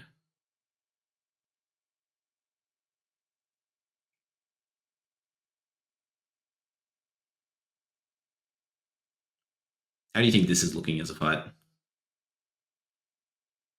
Well, we have Flash and Barrier, which is awesome, and ult, right? So based on your principles here, you're not looking to ult in, right? You're looking to just get some auto attacks on someone first. Yeah. Playing really patient discipline here. I feel like this is where Praedyth, where everyone would have just jumped in way earlier. Yeah. See, I'm waiting for a moment, and this is kind of no good moment, so I kind of just top into the Victor. And honestly, I think this fight was mainly my fault for calling it. I've never really experienced the Articon throw before that everyone talks about, but this was a Articon throw moment, right? Where we're kind of team fighting around the Articon. Yeah, that's right. You want to get a pick before the Articon, right? Especially sort of when you're ahead. So yeah, I mean, there's just the simple objective thing, right? You guys are all taking damage from the Atacon. You guys use your abilities in Atacon. They're sort of, in a better favorable position here.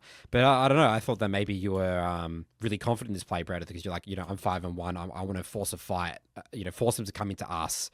But I guess looking at your comp, I mean, unless Lilia has like a flash, a Q flash or whatever it is, your team's not really good at like poking them, right? Like, or you don't have like split engage. Yeah, we're pretty much waiting for them to come into us. And what our team does is, I mean, we kind of look for the engage, and we go really deep, but we're not all going in. To be honest, I think it's just bad to start Articon in a 5v5 situation. So I think like this was probably my fault in the game. So you should be going back to midwave duty. Midwave duty, look for pick. Yeah. Pick into Atacon. We need to pick into Atacon. We're not just going to flat out 5v5 Atacon. Yeah, exactly. That's that would be, I think, the mistake there, and I think that's overconfidence from me there. So, but I'm still really confident that we can win, because we have a really broken team fight comp, and I'm pretty much the vocal point in this team. So I got to keep my team in it, and I want to wait for my third item, because my third item is when I get the strongest. So I just want to back super strong.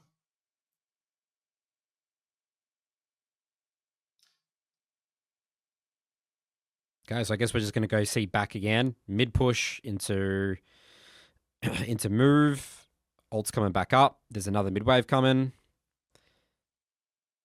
Yeah, I think my priority here is to get the mid wave first, put the dragon, because there's only like second or third dragon, so it doesn't matter that much. So if they just take this mid wave down and then push our top in, get top side control might not be worth. Make sure I get the mid wave first. All right, so we're doing a similar thing. We're starting an objective 5v5. Let's see how we go. Okay. Yeah, this one's a bit less scary, right? This is the dragon. So yeah, it does less damage. Okay, send it again. Given. Yeah. The salty run back.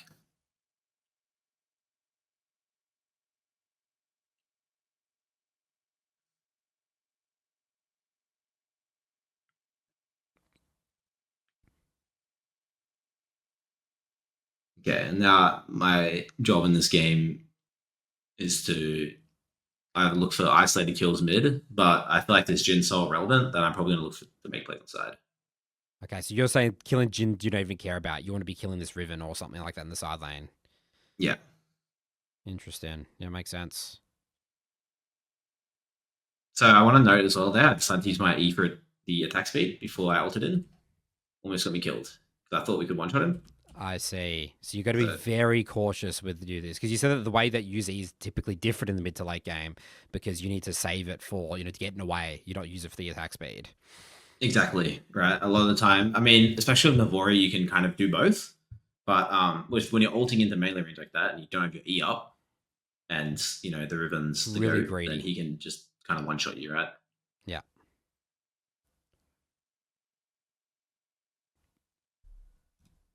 All right, walk to base, get out Navori quick blades. Yeah. And now we're just looking for the same things, really. Might be a lot of farming now, waiting for objectives, playing off sides, trying to assassinate our mid laner. Their mid laner, their ADC. You're making sure you're getting red buff as on spawn. Yeah, we like red buff, so we can run them down easier. So I think I call my team to group mid for Ash.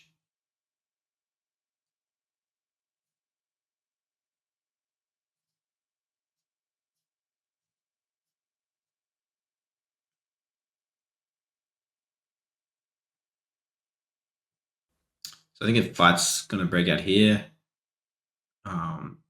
so you thinking like about a target to hit the W on, or you're more so just looking to front to back here with the Cassante? Are you looking to run in and assassinate the Jin, or again you just don't think that the champion's priority target for you? okay, when you think about comps, I'm the only one that's gonna do any damage, right? So if I dive and no one's in the front line, then the front line's just gonna come back to me, right? So I may as well just go through the front and have my Zhonya with me, right? That makes sense. Yep. So you're looking to use R more as like a defensive ability, sort of just sit on top of your Zhonya. Okay. Well, unless there's obviously opportunities like that where we can chase people down. Yeah. Yeah. And this fight, I don't think I really had any options here. I think our team just kind of died. Sucks. So I you're got on mid midway. wave. Kaisa just gets caught. Yep. Yeah. So they get Nash and the game looks pretty bad, but I'm very confident we can still win this game. Yeah, so this game's all on you. As you said, Praedyth, you're the only one that has damage. Yeah. And I mean, I could have showed a game where I saved both sums here because it's a bit hopeless. I could have showed a game where I have a melee support and we just go 50-0 in lane. But again, I think a lot of people know how to do that. And that's pretty self-explanatory, right? You kind of just follow up on the support and you get fed that way. But I just want to kind of showcase that even with enchanter supports, we want to change the way we play a little bit, and we can still carry these games like we're playing Jinx.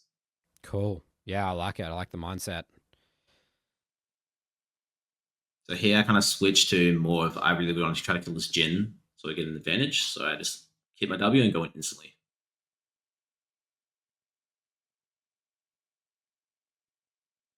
So obviously your W, you don't have AP. It doesn't really do damage with this crit build. You're more so just using it to get onto people.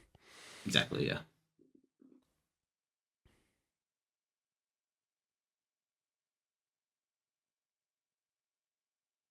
So each time you auto attack, all your abilities go reduce cooldown.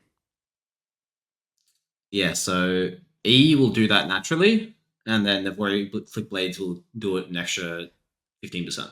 So I see.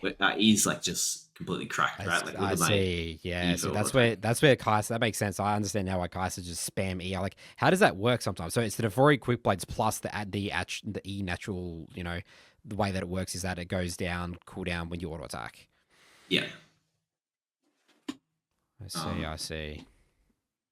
So we got a lot of gold there, right? So the way we actually broke this game open isn't by front to backing. I had to assassinate the Jin first. So I was kind of reading this game, I guess, wrong the whole time, but it would have been hard to tell because I feel like our team fight was really strong. We kind of misplayed the team fights. But I wanted to showcase that even if we weren't ahead, for example, I remember one game I was literally 1-10 or like 1-8. Trust me, I did that a lot. And the enemy Jin was like 10-0, and I did it. I just doubled him on midwave and I killed him 1v1. We should be looking for that play pretty much always.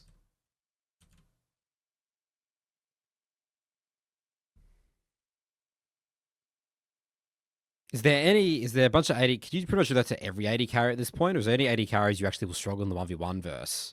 I'm trying to think. I don't think that there would be, would there? So especially pretty much after you cure evolve, you're beating everyone. Besides Draven. Draven's debatable. Draven, if he has 2 axes, you probably won't win. But later on in the game, you'll beat him. I like the discipline on the flash there, Praedyth. Love that. Yeah, I've got bigger fish to fry, you know. Gotta take the Nash and stuff later on. Okay, so this sort of is just more opportunistic, right here. So you're on the red buff, and then they sort of just commit onto Galio, try to catch Galio in the side lane, it looks like. Is that what happens here? Yeah. But I'm kind of like, I'm skipping this mid wave, right? Because I see that Yeah, to fight. making it Yeah. play. Yep. So again, we save our E here, so we can sidestep that Kane W especially. That's why we have to save our E. We're able to rotate here first. And I think maybe now they learn that we shouldn't be making side lane plays on the Kai's level 16.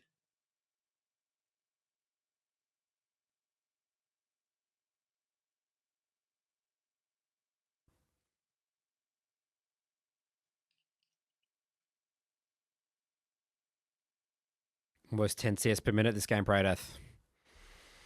Yeah. I don't know. I think there's an argument that I could have been maybe a bit more like ballsy this game, but I really did believe that if the game got to the mid game / late game, that I'd be able to just carry it with the champs I have. Yeah, like I'm seeing you're very disciplined with your flash. Like, you know, even there, I feel like a lot of Kai'Sa players would have flashed over the wall to kill the Jin just before that we saw. But your mindset, there's no objective up, right? So even if you get that kill, you don't really get anything from it. So your mindset is, I'm saving my flash and my barrier as much as I possibly can for the big team fights, for the big objective, for the big Baron. Is that right? Yeah, exactly. That's a good point for any champ really that you play. Just that's not like maybe if Jin had a 500 gold shutdown or the Victor, maybe if we could end the game. But I look in the map, there's nothing up, so why would I burn my resources? Okay, so we've got GA now to finish off the build. You said that this is common. You like to build GA last, right? Yeah. Helps us do things like this, right? I'm not scared. I don't flash home because there's no objective up. Kind of the same thing as the Zhonya's with the GA. So I'm kind of just like going to go in on my W's on mid wave. People are there, then I can kind of run up. So it's sort of like the AD crit version of Zhonya's. You wouldn't build Zhonya's because you just don't have any AP this build, right? You're not looking to W, so it doesn't make the build. So it makes sense to build Zhonya's. Yeah. Yeah.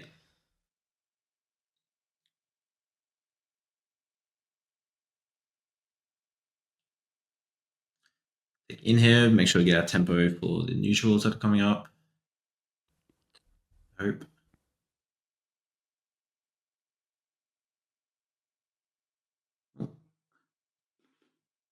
Leah killed herself.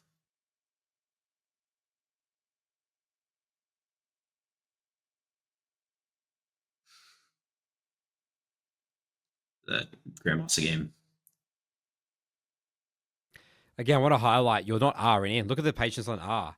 You're just happy to walk up and auto attack. You're saving that because as long as you're sitting on R, there's 0 kill threat on you. They can't kill you, and you're going to be able to walk in melee range. And I mean, you're into your auto attack range and hit them, right? So yeah, I understand what you're saying. Where I feel like so many Kaisers would be R in when you're deciding not to R in Praedyth. Yeah, I mean, picture what happens if I die there. They get Dragon Nash. The game's just going to be really hard, right? So we play slowly, cancel a few auto attacks. And like there's a blue buff in front of me in that fight, so I didn't. It's really hard for me to walk past the blue buff. And yeah, I didn't really want to give myself there. Yeah, I'm kind of just like panicking. I kind of ult right on top of him because I think I can kill him, but he had flash. But that's still good, right? This is going to lead to a dragon take, which is my main point because they're too low to fight now, right? So yeah, Lily's coming back up. We get dragon for free.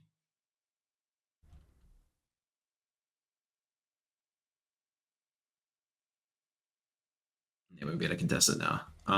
That kind of sucked though. I had to burn my flash and get anything for it, but I mean they Well, all you did. You flashed. got you got the chunk. You got the chunk into dragon. Is that not worth? Is that not something? Yeah, I mean we want the kills at the end of the day. You want the We want the kills, all dopamine hit. right? Yeah, Yeah. but I mean like it was a good result, right? But like if I'm ulting and using my flash at this point in the game, I really want to be getting stuff for it, right? And when you say stuff kills, Yeah, kills. But I mean we're happy with the objective. Not really.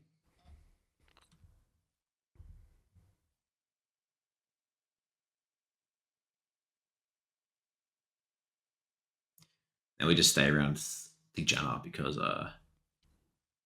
we're quite chopped, right? So we need our Janna to help us this fights. We need a red buff to give us some lifesteal. And important to note here, mid and hips down so we can play this a bit slower. We're fine with that. why is that the case? What do you mean by that? Why are you allowed to play this fight slower because mid inhibitor's down? Because someone's going to have to react to that mid hip at some point, right? So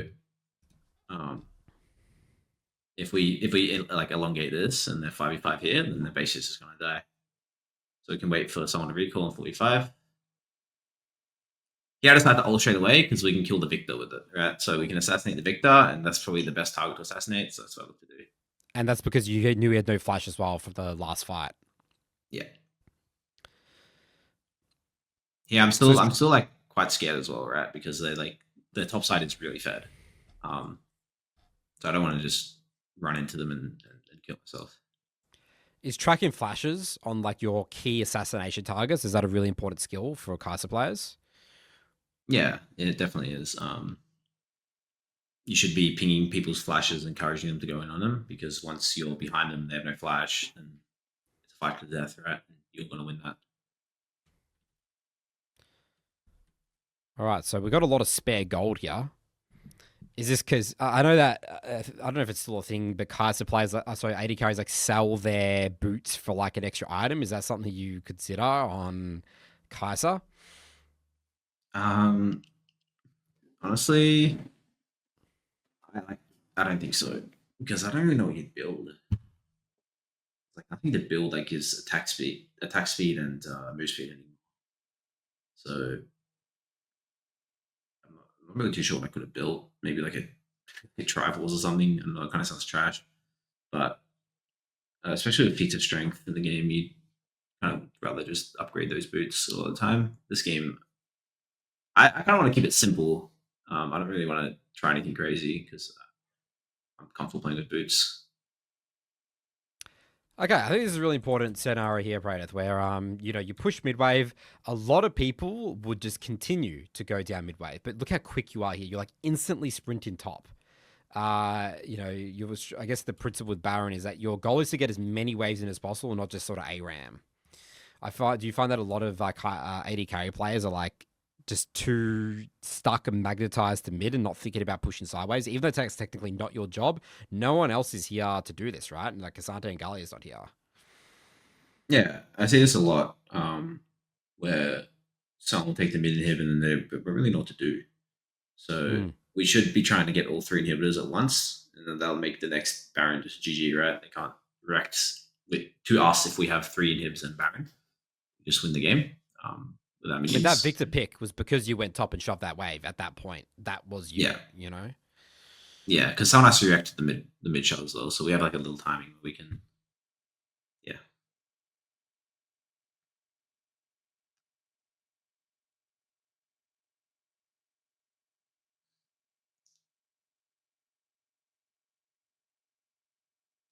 Kane took my GA there because I didn't sidestep fully, like adjacent to where he threw it. So if I kind of went fully right, I could have dodged it, but bit of a misplay. But I did save my E because I kind of saw it coming. Now we take out two inhibs, and now our goal should be to recall, and depending on when Nash is up, we do Nash or we do bot. So I ping bot So this is the just to next finish. objective. Yeah. Very clean macro to close out the game. And you're pinging a lot. You guys doing great. Try find Victor. Yeah, so I said that because someone said before, like, how useless they felt. So I was just doing a bit of moral support. Moral support, yeah. Yeah. And here we Okay, definitely don't so want why to not walk go up. midwave? So why you not going midwave here? Because you have mid inhibitor and you don't need to go there. So you're looking to catch bot. Yeah, exactly. We just want to, like, the next objective is dragon and bot tower. So we push our bot. And we also make sure we don't like walk up here alone. We have to be very conscious about where our teammates are. If I walked up this wave alone and I died, then suddenly we're down dragon. They have a bunch of inhibs pushing in. They'll get a bunch of free farm. So make sure you don't die. Especially like if you're gonna feed, do it before you take inhibs. Don't take inhibs and then feed. Yeah, because basically you're just allowing them to keep scaling and farm up, but just stall out the game because you're not utilizing the super minions. Yeah, exactly. I want to note that you're very cautious walking up to that bot wave. Like you're throwing W's into the jungle. I see that looks pretty good for scouting areas, like walking up to waves if it could be risky. Yeah, it's a really good tool for doing that, especially with your short range and stuff. So you see there, I did a bit of a risky ult. My flash is to kill the cane because I want to get. Because I don't really see this game ending. Let's see what So a team that's fight. a risky ult. That's a psychopathic ult from your perspective. Yeah, for sure, right? And it's because I have flash, and I'm pretty much asking this cane. You can like ult me, or you can die. But if you ult me, I'm gonna flash back on my team, and I'm gonna drag you to my team, right? So, but that makes this fight really hard, and my Zhonya kind of got way too overconfident and died for it. But the goal there was to get the cane kill, so we can get a free drag. We get sold, right? Make sure we cut to our team, save our E, save our E there. Go to our team. I mean, I'm sure you know how hard it is to kill a Kaisa when she's just invising around, right? Yeah, absolutely. My perception of Kaisa is just the best AD carry in solo queue when it comes to these mid to late game fights. I would love to have a Kaisa on my team than most other, like especially like than a Jhin. Like I feel like Kaisa is 100 times more useful than a Jhin. You know? Yeah, for sure. Maybe that's my bias, but I just feel more versatile. Yeah, and yeah, that's what I want to highlight as well here is that we're not too worried about having an enchanter support and going even, right? Because when it comes, like, look at their team comp. There's just a bunch of bruises, and we're doing really good into bruises, right? So we're not really rushing, and we're just playing the game slowly. So yeah, you're saying that Kaisa players should not think about or getting stressed about winning lane phase. It's the mid game where games are won. Yeah, I mean, laning phase is like it's going to be hard because, as I said earlier, you either want to be all inning or you want to be farming. So a lot of time you're forced to all in, and that's what you're good at. So you're happy to do that. But in a game where, for example, you wake up, I really want to play Kaisa, you can just pick it, right? And then your support picks Sona, and you're like, damn, back to sleep. But just like, look at the game. Your champ's just going to scale so well this game. So, yeah. I think Elise decides to just end the game. Hold alt, hold alt, hold alt. Yeah, wait for an engage. Love the patience, yeah. My target is Victor here at the stage of the game. And that's because you're viewing him as the highest threat. Jin's not the highest threat target. The person doing the most damage here is Victor in your mind. Yeah. I zone him from the fight. I could have went back to my team here, but I kind of I don't actually know. I kind of just entered this a little bit. I think I wanted to end the game because I've been in here for 42 minutes. I'm trying to end the game. Yeah. So I kind of went forward. I think if I was like, World's Finals, I probably wouldn't have backed my team. But my team's able to end the game. No dramas. And this game was really long. It looks like fights are it's a bit more, as I said, like the versatility, like you're sort of in front to back mode, here, whatever's closest to you, and then suddenly you're in assassination mode. Yeah, Is 100%. that like that's sort of like that's where a kaisa I think really thrives. It's like so you're constantly thinking, I have my priority target, which is the victor here, but I'm happy to just hit as well front to back. Yeah, because your champ does so much front to back damage. It's just you're short ranged, so people don't really see you as a front to back champ. But like with your passive proc and just the sheer amount of damage you have, you're going to burst so many tanks and so many just even bruises, right? Like you have so much damage that you may as well just hit frontline until you want to either assassinate a target, like a key target, right? This game is only going to be Victor that I care about because Jin is, Jin, um, or to chase, right? Where the fight's over. Those are the two times I'm really looking to ult. And as I said earlier, right, I see so many people just send the ult straight away, and they would have sent the ult. So many of these fights, they would have sent the ult instantly, Absolutely, yeah. I think that's a into big every takeaway stun and stuff. from Yeah, me. Yeah. yeah. Massive takeaway here, alt usage. Okay, great stuff. I mean, absolutely popped off here this game. 19 kills, 4 deaths. We're pushing 10 deaths per minute. Great example here, Praedyth, I think, of, again, playing with enchanters. Okay, so Praedyth, what I want to do here is talking about supports that you like to play with versus maybe not to like play with. See locked in your team. We're going to have 4 categories here. Awesome. Love these champs to see lock in. Okay, bad, and then very bad. So, I guess we could sort of put this in terms of, just general categories. We don't have to go them by one, but so, let's think about sort of the engages here first, right? So I guess we'll start with Nautilus is awesome, right? Yeah. Yeah, so And that's because why? so the champs who can one apply a lot of plasma and two stick to the target and help you therefore stick to the target, those are going to be the best, right? Um, and then you'll have some champs that can engage for you, but then um, they're not as good in lane because they don't have much sticking power. For example, let's just do Rakan next. I'd probably say Rakan's an okay support because he can W onto them, and then what, right? You have to kind of wait for the ult, and then he's a better pairing. Whereas Nautilus becomes online level 1, you know.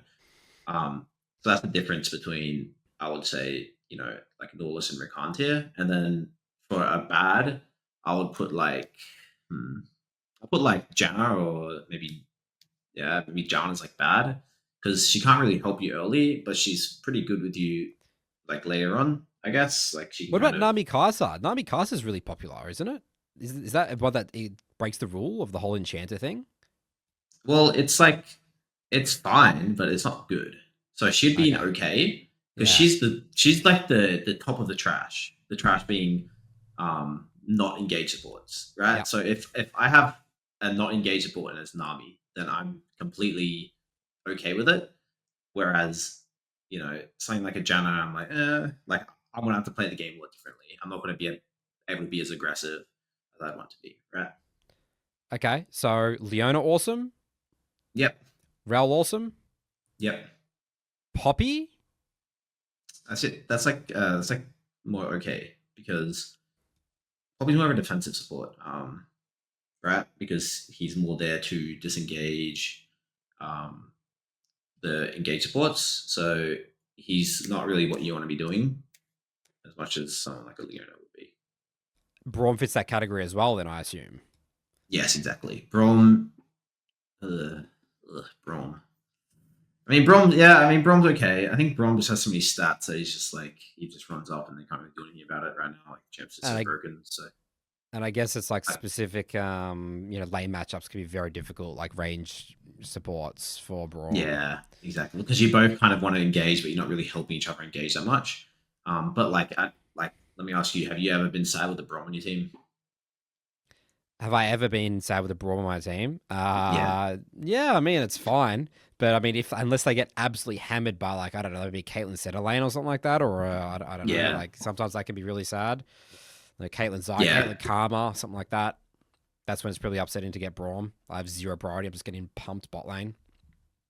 yeah. That's true. But at the end of the day, he's Braum. So in the mid game, we're kind of happy. That's right. Yeah. Yeah, Braum. So what about a champ like Thresh then and Blitzcrank? Where do the hook champs go? Um, I would say Blitzcrank's more an awesome because he can kind of force and engage really easily. So the matchups that you're going to struggle against as Kaisa is pretty much poke lanes where you don't have an awesome character, right? So I guess that's how we should view it, right? So if we are versing Caitlyn Karma or Ezreal Karma, and we want an awesome champ to pair with because they're going to be able to force all-ins, and that's what we want to do. Okay, so Thresh, he can't really force an all-in like those other four, because it kind of relies on him to, like, they can kind of just space a Thresh, right? So I'd say Thresh is okay because he can still kind of engage in a lot of lanes, but he's not as good as the other four, for sure. What about so Pike again, another hook champ? Yeah, so he's forcing all-ins, So that's awesome. and yeah, he wants to do what we want to do, so he's awesome. Okay, so Sona, you already talked about. That's very bad. Obviously, Yumi, very bad. Karma, Lulu, okay. So bad. Yeah. So Sona and Yumi are just really, really bad. Because they just don't really help you, and you're pretty much just waiting for late game, so your lane's gonna be super hard. Whereas I would say Lulu is kind of on the same tier as Nami, where she can kind of help you do more damage and help you kind of frontline a lot more in 1v2 to lane. So Lulu is one of those kind of matchup dependent champs where I wouldn't be as upset as if I had a jump. So I think I'd put her in okay, but definitely the lower end of okay. She's just like one of the better enchanters. And then Karma. I think you guys just want to do different things. Like Karma wants to bully, kind of poke. Push and poke, and you just want to. Yeah, but you're not as upset having a Karma as you are having a Yumi, because at least she can match the push a bit more than a Yumi or a Sona can. Okay, more disengaged supports here, I guess. Now let's go into like Alistar, Taric, Tahm Kench. Tahm Kench Kaisa used to be very popular and competitive. I don't know if that's still popular now. Did it? Damn, that sounds really bad nowadays. I think, honestly, I might even put him in very bad. I don't think he's doing anything for you, even later. Like, I could say like a Tahm lane would be a bit useless in lane, but then what is he doing for me later on? Like, absolutely nothing. I already have my E for my defensiveness, so he's just doing nothing, right? Taric, probably put him in bad. It's a bit weird. Like, I think Alistar goes in okay because he can't force as hard as the other awesome champs, but he does give you the plasma proc, so you're really happy with that. Honestly, like Alistar would be like Omega S tier, if you're in like a melee versus melee matchup, because he has so much CC for you, and he's pretty strong against like Rel and stuff. But in most matchups and against the matchups you're weak against, he'd be worse. So I think okay is a fair spot for him. Taric is his ult will help you dive, but I think we're putting that guy in bad. Sorry, Taric. Milio, Renata, Zillion, Soraka. Where do we put? Are these just all the enchanters that are going in bad, or is there any very bad, or do these bump up to okay? I think we can put Soraka in very bad, and I think we can put Zillion in very bad. Again, they don't really do anything for you, early game and mid game, because you already have so much move speed, especially for Zillion. We don't really need to revive. Whereas Milio gives us some range, which can be nice in all stages of the game, and Renata can help us with the all-ins. So honestly, Renata might be an okay matchup for us, but it's matchup dependent, right? If you're versing Kate Karma, we don't want to have a Renata at all. So I'd say she's similar to Braum in a way, where we're happy to get into fights with her, but it might be really rough to get through lane. Kaisa Bard. Oh, this is like, I started banning Bard because people started picking Bard when I'd hover Kaisa, and I'm just like, I'm not into it. We're putting that in like very bad. Yeah. It's so annoying. Like, you start roaming and you just 1v2 versus like Karma. It's miserable. Okay, we're starting to move into niche pick supports here. Is there any honorable mentions here you want to talk about with these sort of champions? Nico is sort of like a pro support pick. Yeah, Nico's probably Nico's probably awesome. So what she does is she's able to carry you through the early game by being because Nico. The reason she's good is because her Q just does 150 damage level 1 for no reason. So she's able to actually get you through a lot of the hard lanes whilst also providing you the CC and the engage in the mid to late game, right? So she's like a really good pairing. Um, she's not going to be able to force as hard as the other ones, but she'll be able to help you in other ways versus Pro Champ. So we like Nico. On a massive honorable mention to Senna for being Omega F tier. That champ does nothing for you ever. So that one's going in the back at the very bottom of very bad. That guy's useless. But yeah, I mean, besides that, should we just go through them one by one? Like, Yeah, sure. Explanation. Yep. All right. So Maokai, I think probably awesome. I want to say depends. Like he kind of sucks right now, right? But if he's good, he's really good because he can help you with his ult to dive, and then he can help with like bush control with his E, and then he gives you the W and the Q early on for the plasma. So he's nice. Morgana, honestly, I put her in bad because she can maybe help out with the lane, but yeah, it's Morgana. Pantheon, honestly, I'd probably say okay because he more so wants to roam. He kind of has trouble getting spaced and stuff compared to the awesome support. So, any mage, like I'm caught between bad and very bad for the mages um, because they help you get through lane, but they don't really do much else. So I'm honestly down to put them in bad because a lot of the time you're happy to just kind of scale. Yeah, I'm down for bad. And then Galio, yeah, sorry. Vel'Koz, Zara, Lux, Xerath, all just bad here. These are all the mages. Yeah, and Brand as well. I'm Brand. Where's Brand? Okay, there's Brand. Well, what about Fiddlesticks? Fiddlesticks is like okay, because he's similar to Nico just without the lane power where he can help you once he has ult, but before ult it can be rough sometimes, right? Yeah, Shen is probably okay again. Gragas is probably okay. I mean, these guys just are going to help you a bit, but they're not going to help you through the poke lanes as much. Seraphine, probably very bad. Silas, probably okay.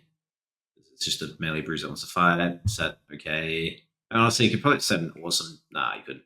Yeah, okay. That champ isn't bad, I think. Shaco's picked up a lot of popularity recently. Shaco's really popular at the moment in solo queue.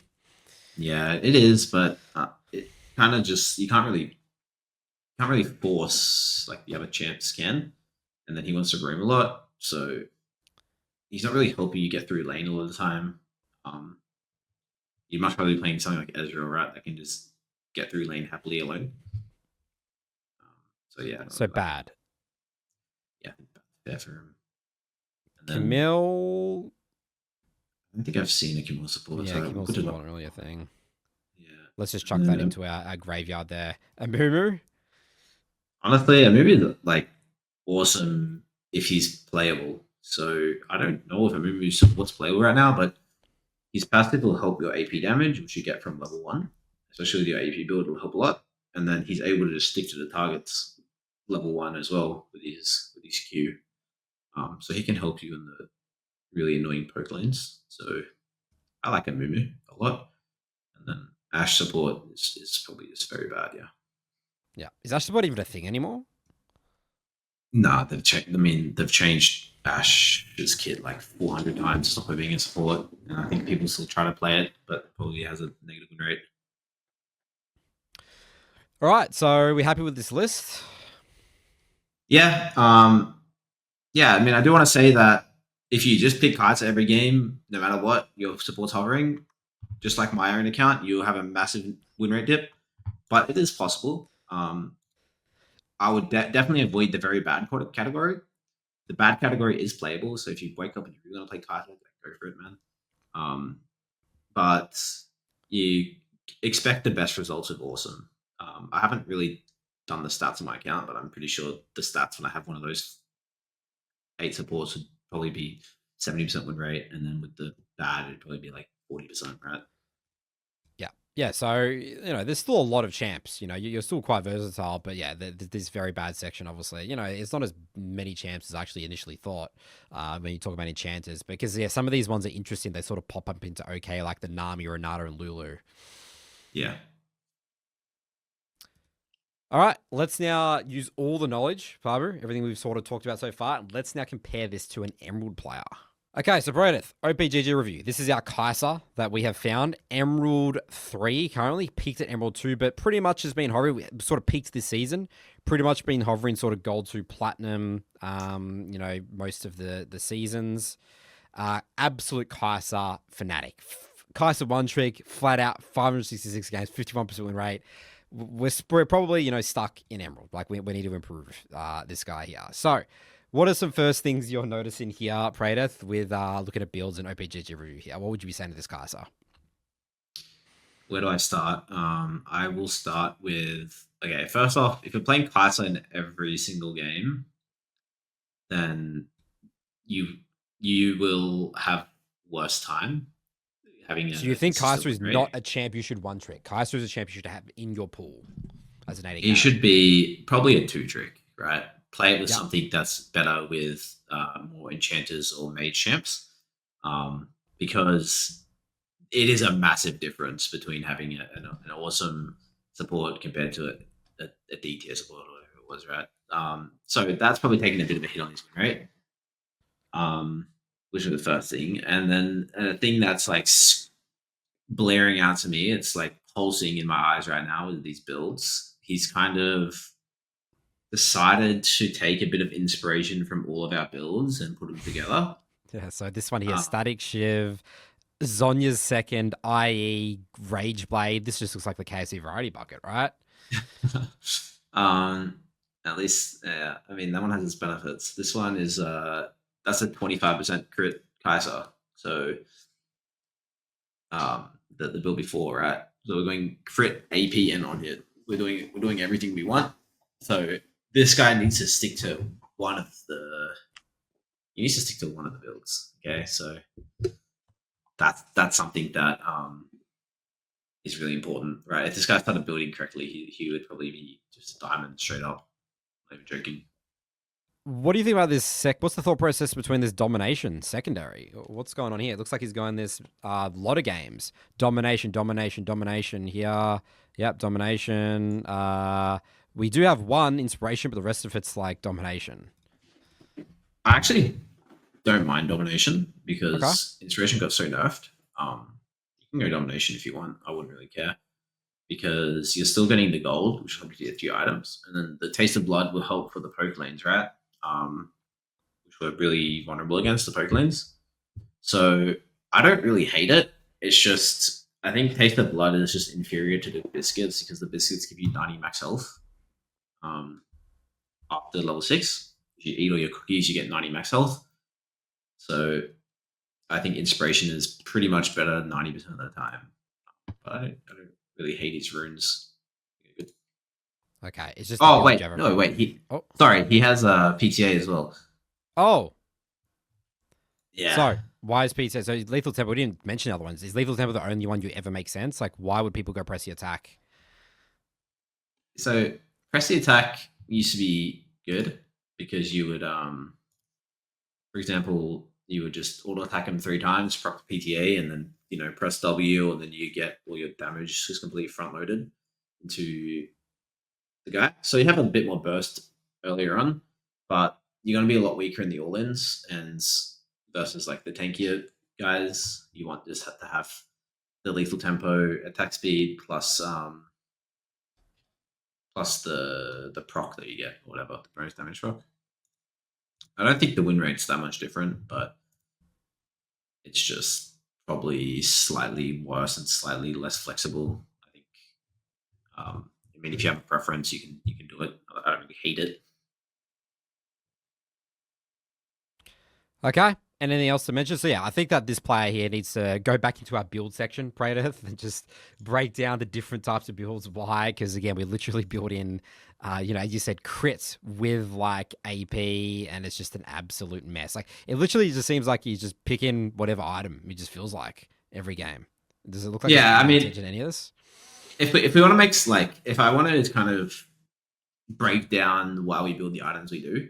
So the on hit build where we go Kraken, Gwinsu's Terminus, we're using all of the on hit features or item features together, right? So They all we complement use each them all other. together. They're gonna scale with each other and they're gonna synergize together, and we're just gonna be good at just auto attacking, right?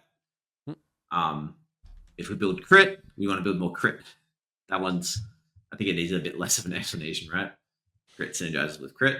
Hmm. So we don't want to build like, for example, a Zhonya's in a crit build because we want to have more crit, and then crit scales with attack damage, not AP.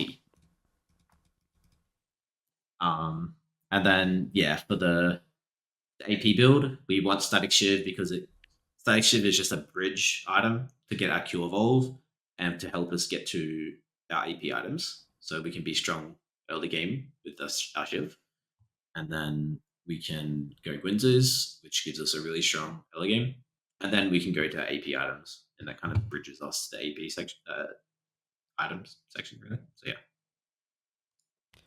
Okay, let's look at the gameplay now here, Praedyth. Let's jump in. Okay, so Praedyth, level 1.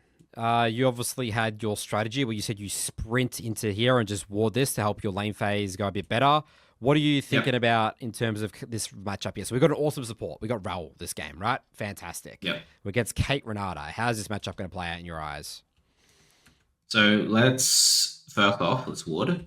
Help us get the push level 1. And then we're pretty much just looking to push the wave level 1 and follow up on any of our rules engage. And we want to sit with our rel because obviously we have our preferred support, but they have a long range kind of poke lane slash poke slash shove lane. So that's kind of our weakness, right? So let's try to get push early, and then when we're ready to fight at level 3, we can conserve our health, and then try to have the wave bounce back to us, and then we can fight them, right? Okay, so what do you think about the Leashin here? I thought Leashin was gone in Gold Plus. It's just, I don't know, man. They on a leash, they get brownie points, and now they're, yeah, I don't know what their bride's doing, but obviously leashing is really bad because now we've just given push. Yeah, so you needed to get the push, you needed to ward this. This is going to be really important. Yeah, and then here we want to be in range of this. We're in range of this, it's good. We're not in range of this, so it's probably not going to be good. Okay, so when you say in range, you need to be ready to follow up on this, and we're just 2 screens away. Yeah. So walking back, yeah, you basically, so you're saying that you need to time, you need to be in range the moment that they're knocked up their CC, because we're missing really like 2 auto attacks here. Yeah. So this is not good. You can probably sit like with 2 more autos there, it might look a bit different. He's probably dead, right? And then you also have to know when to call it quits. So we've committed to the all-in, and yeah, we haven't been able to all-in them. Now we die. Yep, so we just half-assed it, I guess. We half-assed the all-in. Yeah, well, he also committed onto the support, which is not going to be good if you can't kill him. So a lot of time you have to know if there's going to be a full all-in or if it's just like a low commit kind of trade where you want to proc your passive and back off. So yeah, mistake this guy made: 1, leashing, and then 2, not committing to, not being close to the all-in, so you couldn't commit to it.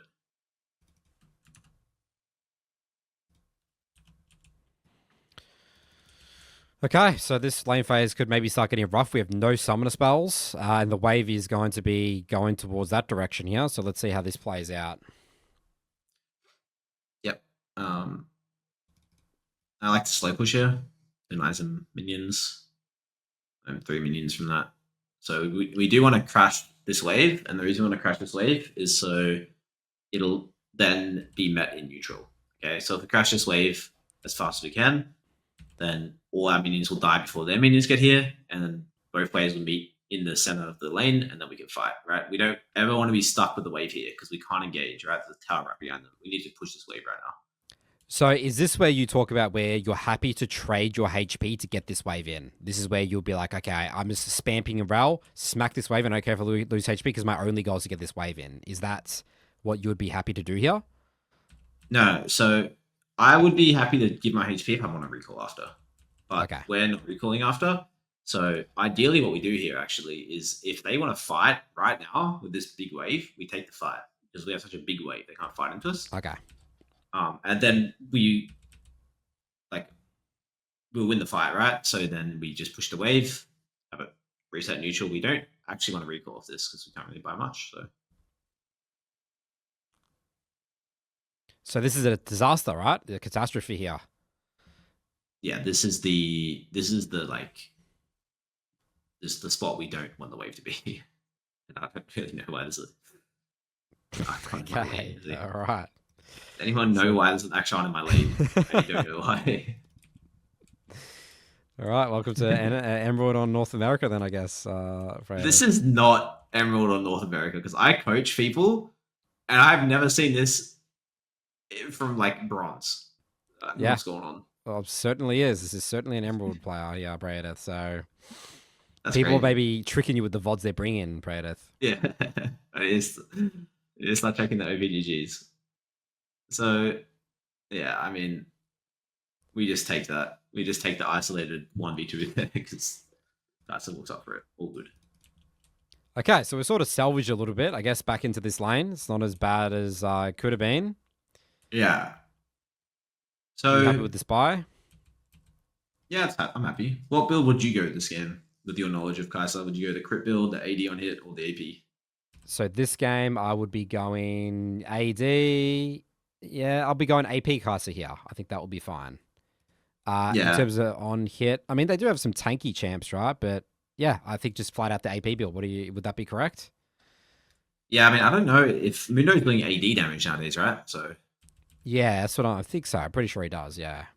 yeah, he does like a lot. He does mixed damage, so I would be happy going the AP build to help us dive onto the Caitlyn and Renata. Right, having the Zhonyas would be really valuable. Could you get away with the crit build this game?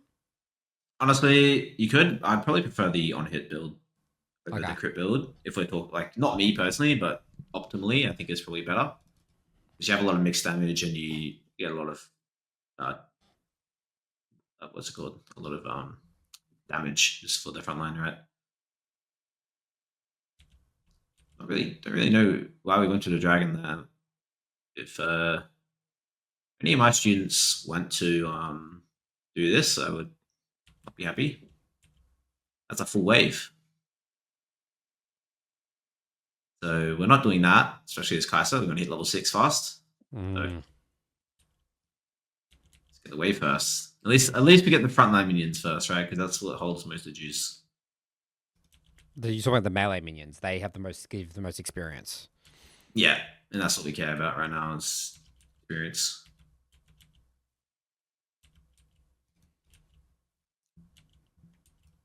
Okay, so again, we want this wave to crash because they're just freezing in front of the tower. And how can we play to do that? Yeah. So what we need to do here is we need to make sure the wave crashed in. So maybe this Kaisa's obsessed with getting dragons, or yeah, I mean, is this a Rel problem or is it a Kaisa problem here, Praedyth? It's both, but it's just like if you're an 80 carry, you're the one who cares about this. The role doesn't care about you losing a wave. So it's your responsibility. And you should ping as well. This is what I said earlier, right? If you want to win games, you'll like on my way ping that and you'll get your support and even jungler in there to craft it, right? This maximum effort.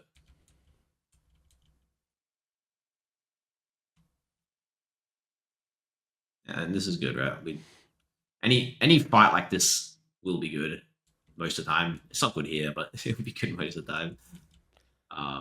So is this an example of walking too far backwards here? Like we're not ready to follow up on that CC? Like what is that? Is this bad movement? I feel like there's a lot of auto attacks. Yeah. We also don't W on the CC. The W goes on the Caitlyn. So ideally there when Rel goes in with QW auto. And yeah. this is how your games will look as Kaisa a lot of times, just because you really kind of want to be fighting.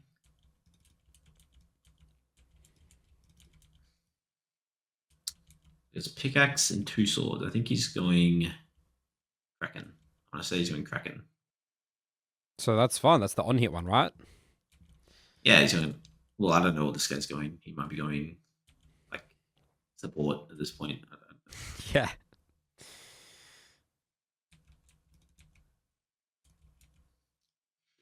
Okay. And then here, so Rel got chunked, and this is important. If you or Rel get chunked here and you can't all in anymore, then you're miserable till you recall.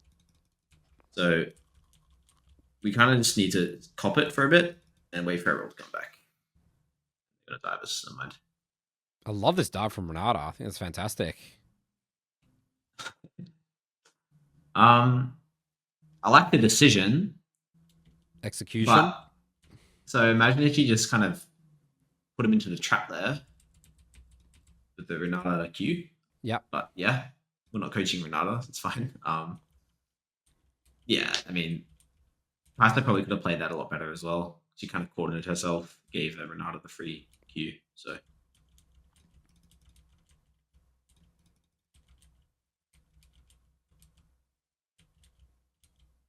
yeah, it's a good ult, right? Cut off their exits. So if they, net flash away, ready to follow up.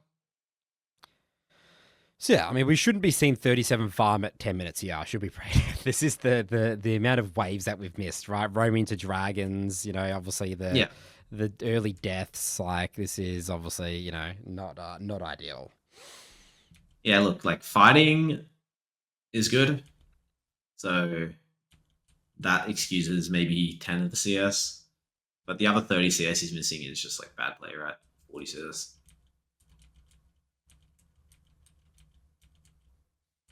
And here, like, we do want to recall because we do want to get back to fighting. So, I would probably wait for the cannon minion because the cannon minion has all the juice. For the cannon minion, I'd probably recall off this wave. You don't want to be stuck in a situation like this. But he has 2 pickaxes. What? Oh, there you go. That's why he's the GOAT. Interesting. Yeah. Okay, so we're just gonna have to give. Oh. Sorry. What did Renata just do? What So did he just do? He just flat. I think he tried to cancel his base, right? So how did we miss our recall window here? Because you said you wanted a recall here. So what happened here? So is this again the mindset's just not to like why? See this the walking forward here. This is just the problem, right? Like you're saying that hey, we should get this and we should insta recall. Is that what you're saying? Yeah. Yeah, we're just walking forward. Yeah, it's a good question. Like, yeah, what do we think? I'm trying to think what this guy's thinking, right? Is it just autopilot, just like giving up? Because this is an awesome support, right, Praedyth? So this is a matchup that you want to be winning and going in and fighting. Yeah, but this is like you don't want to give your min like it's hard to recall here, right? Like look how many minions you're gonna miss for it. So like it sucks. No one wants to recall and waves on the tower, but it's just the reality of the situation is we don't want to be stuck under our tower last hitting and getting poked. We want to be fighting them. So let's like accomplish that, right? Let's make it happen. And by you saying to make that happen, you need to replenish your resources. You need to get back, be strong, and you want to be looking to fight. You can't just get poked under the tower in this matchup. Yeah, exactly. And get his Q evolve. So good. Spatula. What's the hardbound axe? What's this build? It's Kraken Slayer with I don't know, man. I think he must be building a Kraken. Oh, that guy went the wrong way.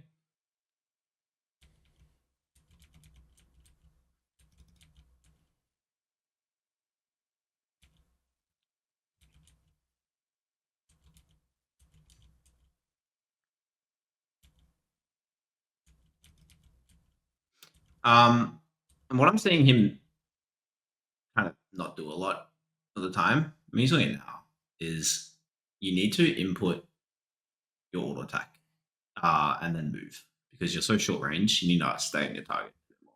It's kind of just like putting his attacks and kind of staying still.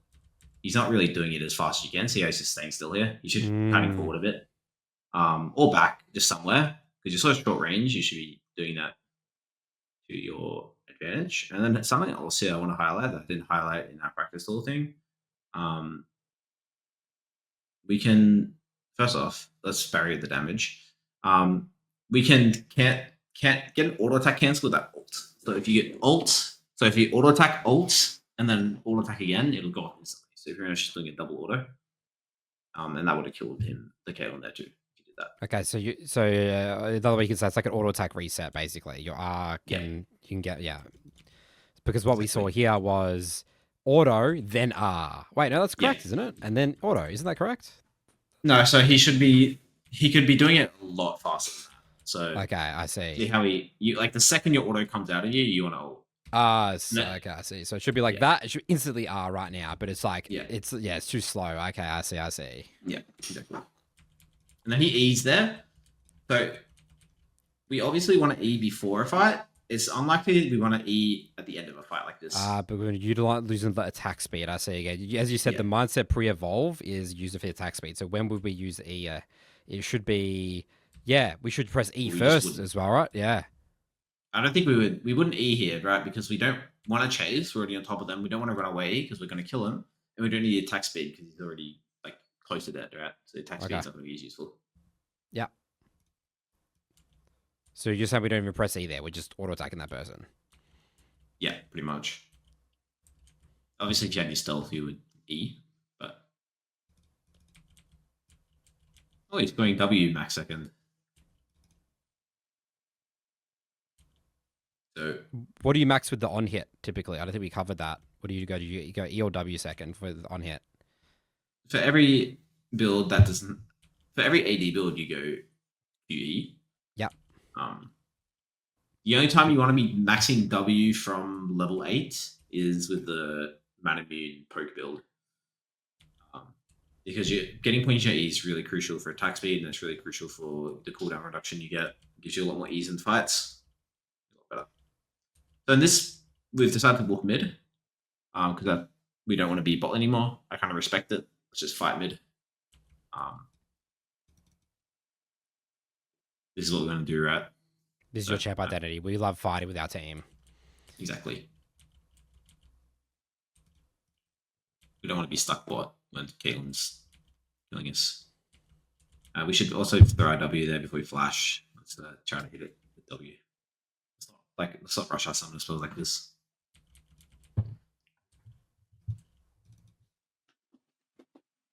And actually, and I think he ults like really poorly here. So goes in. He ults right on top of him.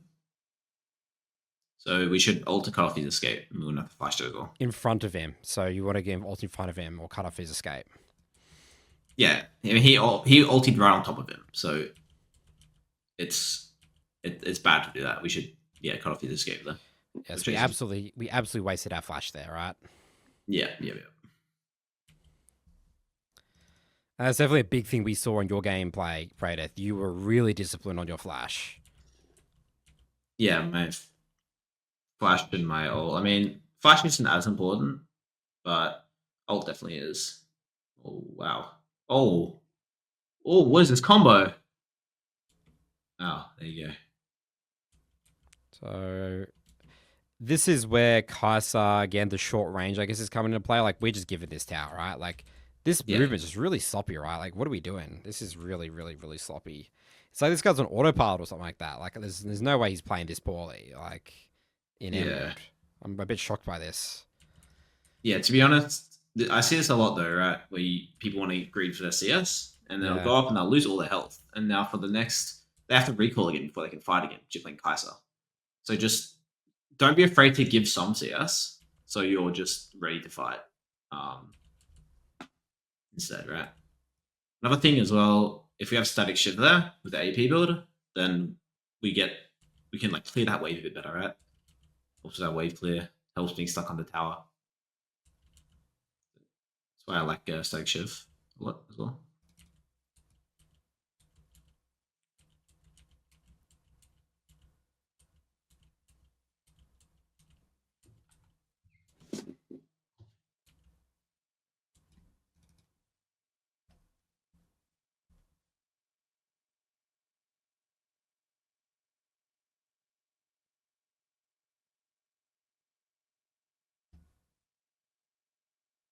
Okay, this is the Damn. power. That's the power of Kaisa, right? Don't lose 1v1 Yeah. to any AD carries.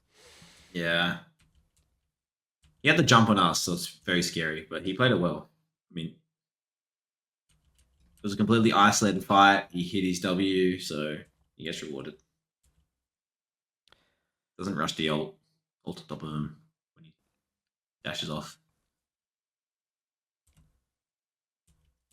Okay, so See, like, mid game yeah, here, sorry. what would you start be paying attention to here for this Kaisa, Praedyth? So I'm versing a Caitlyn. I'm going to be looking on midwave every time. I'm just going to W up midwave and look for it to connect and look to ult on top of this guy, right? So I'd probably look mid here. If I don't see the Caitlyn, I look for it. But if not, I'm just gonna come dream my team and ready to fight, right?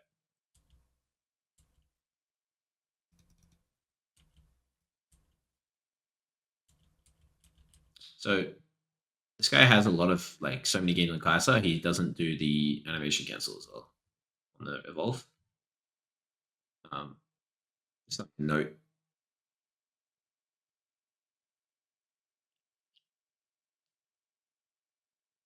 Wow. I think he ran into a trap with one shot. Yeah.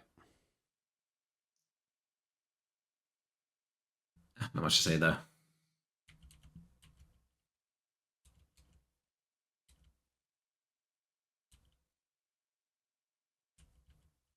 This is a game where we want to just dive. Like Zonya's. I would definitely encourage building AP just for Zonya's this game. So why is Zhonya's really good in this game specifically? Um, because a lot of time off your rel engage, Briar's jumping in, Mundo's running in, Ari's charming in. We just want to join the fight and assassinate whatever target we're hitting, either Caitlyn or Akshan. So, I mean, most of the time it'll just be Caitlyn, right? And then we can Zonya's after from the Ornn ult and the Renata ult and all that stuff. Warwick. Having that extra tool is going to help us a lot. I think this is great though, getting on midwave. Pretty much like this Caitlyn's never been on midwave, which is just being bot. So we're pretty happy with this whole midwave situation, right? Yeah, it's good. It's a free mid tower. I'm not complaining.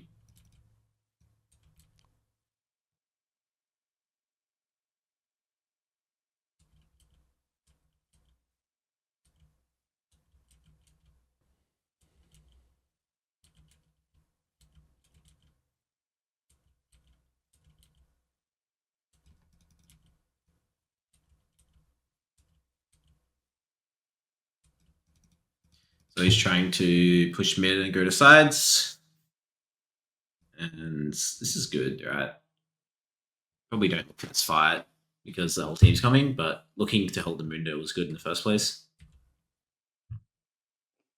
Maybe just get a bit lucky there. Again, we're sort of just running into them with the entire team missing, right? So you do want to do push inside, but you don't overstay your round too long. Like we probably should have gone back midwave there.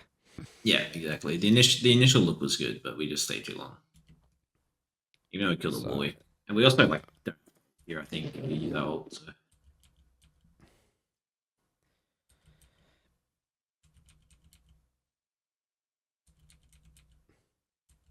A lot of depth in this game. Hmm.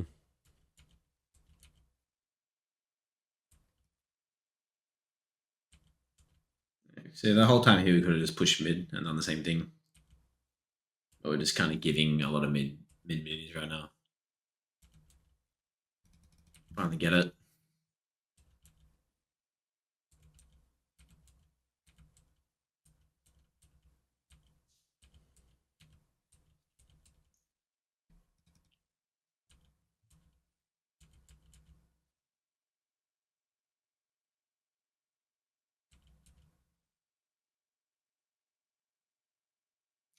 Yeah. So yeah. Ult was really bad there. Yeah, we'll go Not back really and look hitting at the this. Ornn. We're kind of ignoring him. So yeah, we're playing too hard to dive out into this game. Which is like, look at our items, right? We're still gonna kill tanks. Why are we just ignoring the Ornn? Also, when you look at the ult here, it's kind of just like we don't want to just put our ult out like this.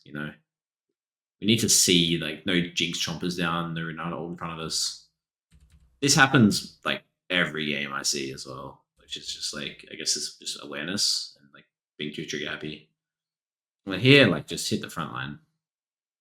And He was that's running, again, man. especially going this on hit, right? We should be hitting the front lines here. Maybe Yeah, again, this is sort of, I guess, where this whole shape identity for this person is just completely amiss because some games they're like, feel like they're an assassin. They're just not playing to their build at all. They just think Kaiser is like an assassin or something like that. yeah, exactly. Whereas like you are like especially with this build, if you build correctly, you are one shotting like Mundos and Orns and all that. You're doing so much damage. So yeah, that it looks like that guy was allergic to the Orn, which we should not really have that mindset. All right. Well, I think we've got the learnings from this one. We're 145 by 26 minutes. I think we clearly understand that. Yeah, this player here is really not playing, thinking about builds, how that plays into fights here. A lot of really sloppy deaths. Yeah. What other advice would you give to this player here, Praedyth? Main thing for me would be one, like I didn't see him do any of the like ISA mechanics. I didn't see him W in midair. I didn't see him cancel his evolve animation. I'm not even seeing him ult correctly most of the time. So it, we need to kind of work on the basics first, and that also includes my biggest problem, which is whatever he's decided to build is um, it's insane how crippling his build is. Like I can't even begin to explain just how much damage he's losing from doing this It's a build. massive handicap. This guy's absolutely Yeah, massively handicapping himself. 100%. And I guess that just comes from, um, I guess it's hard to get resources about this because, especially with class builds, can be pretty tricky. Um, so yeah. Okay, so sort of wrapping up here, Praedyth, talking about the way you're learning Kaisa, and obviously Kaisa's gone maybe through some evolutions, I guess, over the years. You're a pro player and in the scene for a long time. You said that you moved to Kaisa. You moved because you were originally a top laner, right? And you moved to Yeah. ADC, and you said that Kaisa was a big part of that. How was your learning journey with Kaisa? Was there a moment you could remember where Kaisa like clicked with you? It's like, this is how I should play the champion. Hmm. I think there was like two things for me. Um, First off was I started using attack attack move or whatever, where you kind of click A and then click where you want to attack. It can help you a lot for trades in lane because you're so much shorter range that you can just play on the edge of it a lot of the time and back off. Um, so that helped for me. And then another thing was just like it just clicked where I became so comfortable with my own damage that I knew when I would kill someone, right? So then suddenly I'm not afraid to look for these all ins, especially 1v1, but 2v2 as well. I'm so confident that I'm going to win. So I'm starting to like W flash forward and I'm planning to just take these all ins and I will just win most of them because I'm so confident and I know that I know my damage.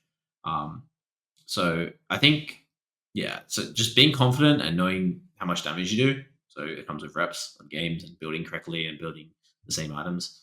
Um, those things should help you with Kaisa because if at the end of the day, if you don't have confidence, you probably shouldn't play this champ. Confidence-based champ. Yeah. Okay, that wraps up for us today, Praedyth. You coach a couple of times a week in the Botland Academy, run your own sessions. Is there anything else you want to shout out, mention at the end of this episode? Um, no, not really. Just feel free to come to the Botany Academy if you want to learn about these things. I know the other coaches are really good as well. So um, just come and you know visit for a month, see if you like it. We'll be happy to teach anyone how to play Kaiser. I enjoy doing it. So yeah, thanks for having me. And this was a lot of fun. I hope you guys learned something from this. Yeah, I think this is definitely going to help people. You've also got a Kaisa guide as well, a full guide fleshed out, more in depth on the Botland Academy as well that you made with Charlie. Yeah. Awesome stuff here. Thanks again for coming on, Praedyth, and we'll see you guys in our next episode.